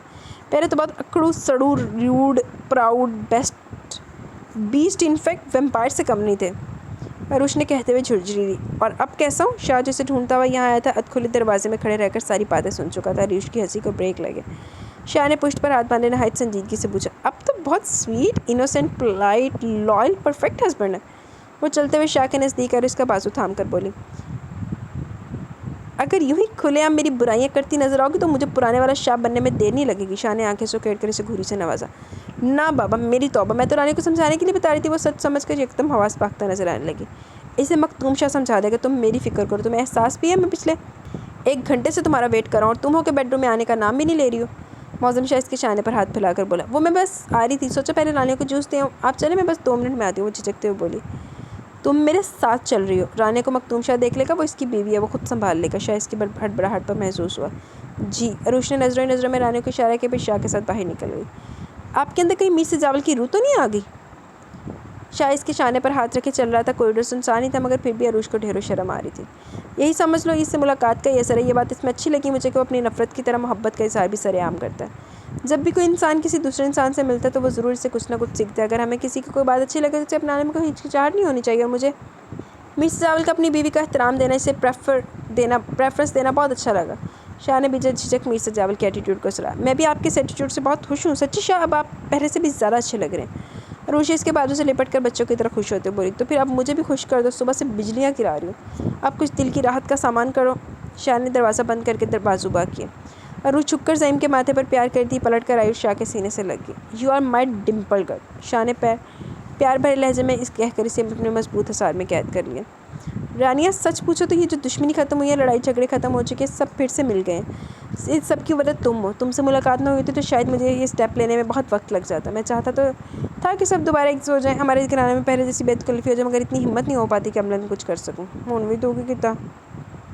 تم سے ملنے کے بعد تمہیں پانے کی جستجو میں ناممکن کو بھی ممکن کرتا چلا گیا. یا پھر ہم دونوں کا ملنا تقدیر میں لکھا تھا. یوں ساری رکاوٹیں خود بخود دور ہوتی چلی گئی. مکتوم شاہ رانی کے سامنے نیم دراز مسکراتے ہوئے گویا سجاول بھائی کے تیور دیکھ کر میں نے امید ہی چھوڑ دی تھی. جس قدر وہ اس رشتے کی بات پر خفا ہو رہے تھے, یقین ہی نہیں آ رہا تھا کہ ایک پل میں مان جائیں گے. رانی نے سردی کی شدت سے آپس میں ہاتھ مت لیے. سویٹ ہارٹ, تمہیں یقین دلانا تو واقعی بہت مشکل کام ہے. تمہیں تو تبھی یقین نہیں آ رہا تھا جب میں نے تمہیں پرپوز کیا تھا. تمہاری بے یقین نظریں اب تک مجھے یاد ہیں. مکتوم نے اس کا ہاتھ تھام کر شرارت سے کہا. رانی کی نظریں اس کی شوق نظروں سے ٹکرائیں تو پل کے لرز کر جھک گئیں. آج یورپ کے ہوٹل میں ان کا دوسرا دن تھا. شاہ, عروج اور مکتوم رانیہ چاروں ہنی مون کے گھر سے یورپ کی ٹور کے لیے پچھلے 1 مہینے سے نکلے ہوئے تھے. دروازے پر ہونے والی دستک سے مکتوم شاہ کے رومانٹک موڈ پر یکدم اوس پڑ گئی. منہ بناتا ہوا اٹھ گیا. یار تم ابھی تک تیار نہیں ہو, کیا بات ہے؟ باہر نکلنے کا موڈ نہیں ہے؟ سامنے شاہ اور عروج گھومنے جانے کے لیے بالکل تیار کھڑے تھے. اسے سلیپنگ ڈریس میں دیکھ کر شاہ نے حیرت سے استفسار کیا. وہ بس کچھ سستی سی ہو رہی تھی. آپ لوگ جا رہے ہیں تو چلے جائیں, ہم کچھ دیر بعد آپ کو جوائن کریں گے. مکتوم شاہ نے سہولت سے انکار کیا.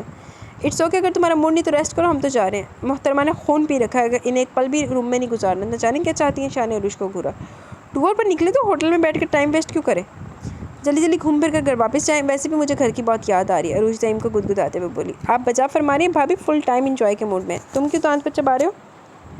مکتوم شاہ ہنس پڑا.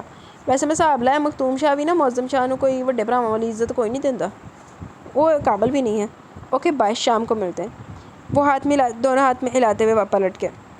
مکتوم نے شاہ مسکراتا ہوا دروازہ لاک کیا. ہمیں بھی ان کے ساتھ جانا چاہیے تھا. ہم پورا دن روم میں کیا کریں گے؟ رانی نے اسے دیکھتے ہوئے شکوہ کیا. ہم پورا دن روم میں انجوائے کریں گے. ان کی شادی کو سال سے زیادہ ہو چکا اور ہماری شادی کا یہ پہلا مہینہ ہے. ایسا موسم اور تنہائی بار بار میسر نہیں ہوگی, اس لیے مزید کوئی سوال نہیں کریں گے, کیونکہ میں خوبصورت لمحات سوالوں کی نظر نہیں کرنا چاہتا. مکتوم شاہ نے اس کے ہونٹوں پر انگلی رکھ کر اسے خاموش کروا دیا. 1 سال بعد. دلبر سائیں, تم سچ کہہ رہی ہو؟ مرزا جاول نے لہجے میں بے یقینی سموئے استفسار کیا. زرتاج نے اسبات میں سر ہلا کر نظریں چکا لی. اس کے چہرے پر شرمگی مسکراہٹ ابھری. اف, میں کتنا خوش ہوئی. تم نے کیا کر ڈالا؟ میرا ننھا سا راج کمار آنے والا ہے. مرزا جاول نے اسے بازو پر اٹھا کر زوردار چکر دے ڈالا. میں کب سے آپ کا انتظار کرتی کہ آپ گھر آئیں, میں آپ کو گڈ نیوز دوں. زرتاج نے اسی طرح جھکی پلکوں سے کہا. فصلیں اتر رہی ہیں اس لیے بہت بزی ہوں. گھر چکر لگانے کا موقع ہی نہیں مل رہا. تم کال کر دیتی, میں سب کچھ چھوڑ کر آ جاتا. میر سے بازو میں لیے صوفے پر بیٹھ گیا. فون پر بتا کر میں آپ کے چہرے پر یہ خوشی دیکھنے سے محروم رہ جاتی. مجھے اندازہ ہے آپ اس خبر کے لیے کتنی شدت سے منتظر تھے. زرتاج اس کی شرٹ کے بٹن کو چھیڑتے ہوئے دھیرے سے بولی. تمہیں کیسے اندازہ ہوا؟ میں نے تو ایک بار بھی تقاضا نہیں کیا. لیڈی ڈاکٹر سے اپائنٹمنٹ بھی تمہاری خواہش پر لی تھی. مرزا جاول کی بھویں سکڑ گئی. اتنا تو آپ بھی نہیں جانتے خود کو جتنا میں جانتی ہوں. میں آپ کی خاموشی کو بھی سمجھتی ہوں. بھلے آپ نے زبان سے کبھی نہیں کہا, مگر مجھے آپ کی بے چینی کا احساس تھا, اور میں آپ کے صبر پر آپ کی بہت مشکور ہوں. زرتاج کی آنکھیں نم ہو گئیں. ارے یار, آج تو رونا مت پلیز. آج میرے لیے بہت خوشی کا دن ہے. تمہارے آنسو میری خوشی کا مزہ خراب کر دیں گے. آج تو ہمیں جشن منائیں گے. وہ گمبھیر لہجے میں بولا. مرزا جاول نے اسے ہاتھ کا چھالا بنا لیا. وہ زرتاج کو ہل کر پانی بھی نہیں پینے دے رہا تھا, حتیٰ کہ اپنے سارے کام کاج چھوڑ کر گھر بیٹھ گیا تھا. زری, خبردار جب تم نے کسی کام کا ہاتھ لگایا, میں تمہارا گلا دبانے میں 1 منٹ نہیں لگاؤں گا. اس نے زرتاج کے ہاتھ سے کپڑے چھینتے ہوئے سخت لہجے میں تنبیہ کی. یہ تو کوئی کام نہیں ہے, میں 2 منٹ میں پریس کر لوں گی. کیوں کر لو گی؟ اس گھر میں ملازموں کی کمی ہے. یہ میں نے تمہیں اپنے ذاتی کاموں کے لیے تاکید کی تھی کہ صرف تم ہی کرو گے. بگڑے ہوئے بولا. پورا دن بیٹھے بیٹھے گزارنا مشکل ہو جاتا ہے. یہ چھوٹے موٹے کام ہیں, ان سے کچھ نہیں ہوتا. آپ سمجھتے کیوں نہیں؟ وہ منمنائی.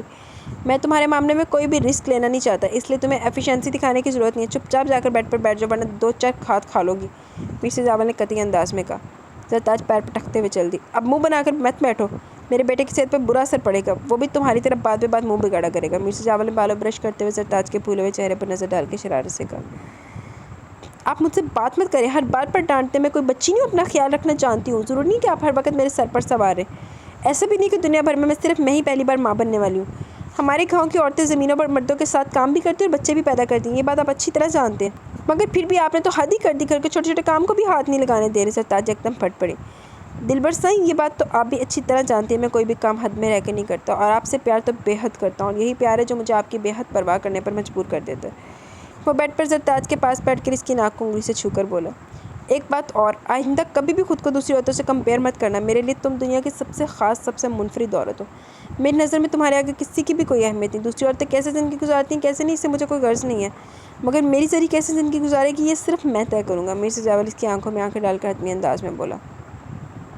اف سجاول بھائی، یہ تو بالکل آپ کے جتنا کیوٹ ہے. سرتاج بھابھی، کیا آپ ہر وقت بھائی کو دیکھتی رہتی تھی؟ اس میں سجاول بھائی میں ذرا بھی فرق نہیں ہے. رانی ان کے بیٹے کو گود میں بھرتے ہوئے شرارت سے بولی.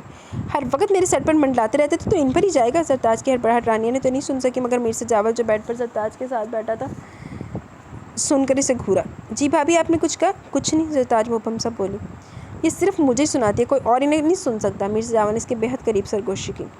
سرتاج کے چہرے پر گلال بکھر گیا. ویسے وہ ان دنوں بہت خوبصورت ہو گئی تھی. یہ ہنستا تو اس کے گال میں بالکل عروش جیسا ڈمپل پڑتا ہے. دیکھو عروش، رانی نے بچے کو بغور دیکھا، پھر عروش کے پاس لے گئی.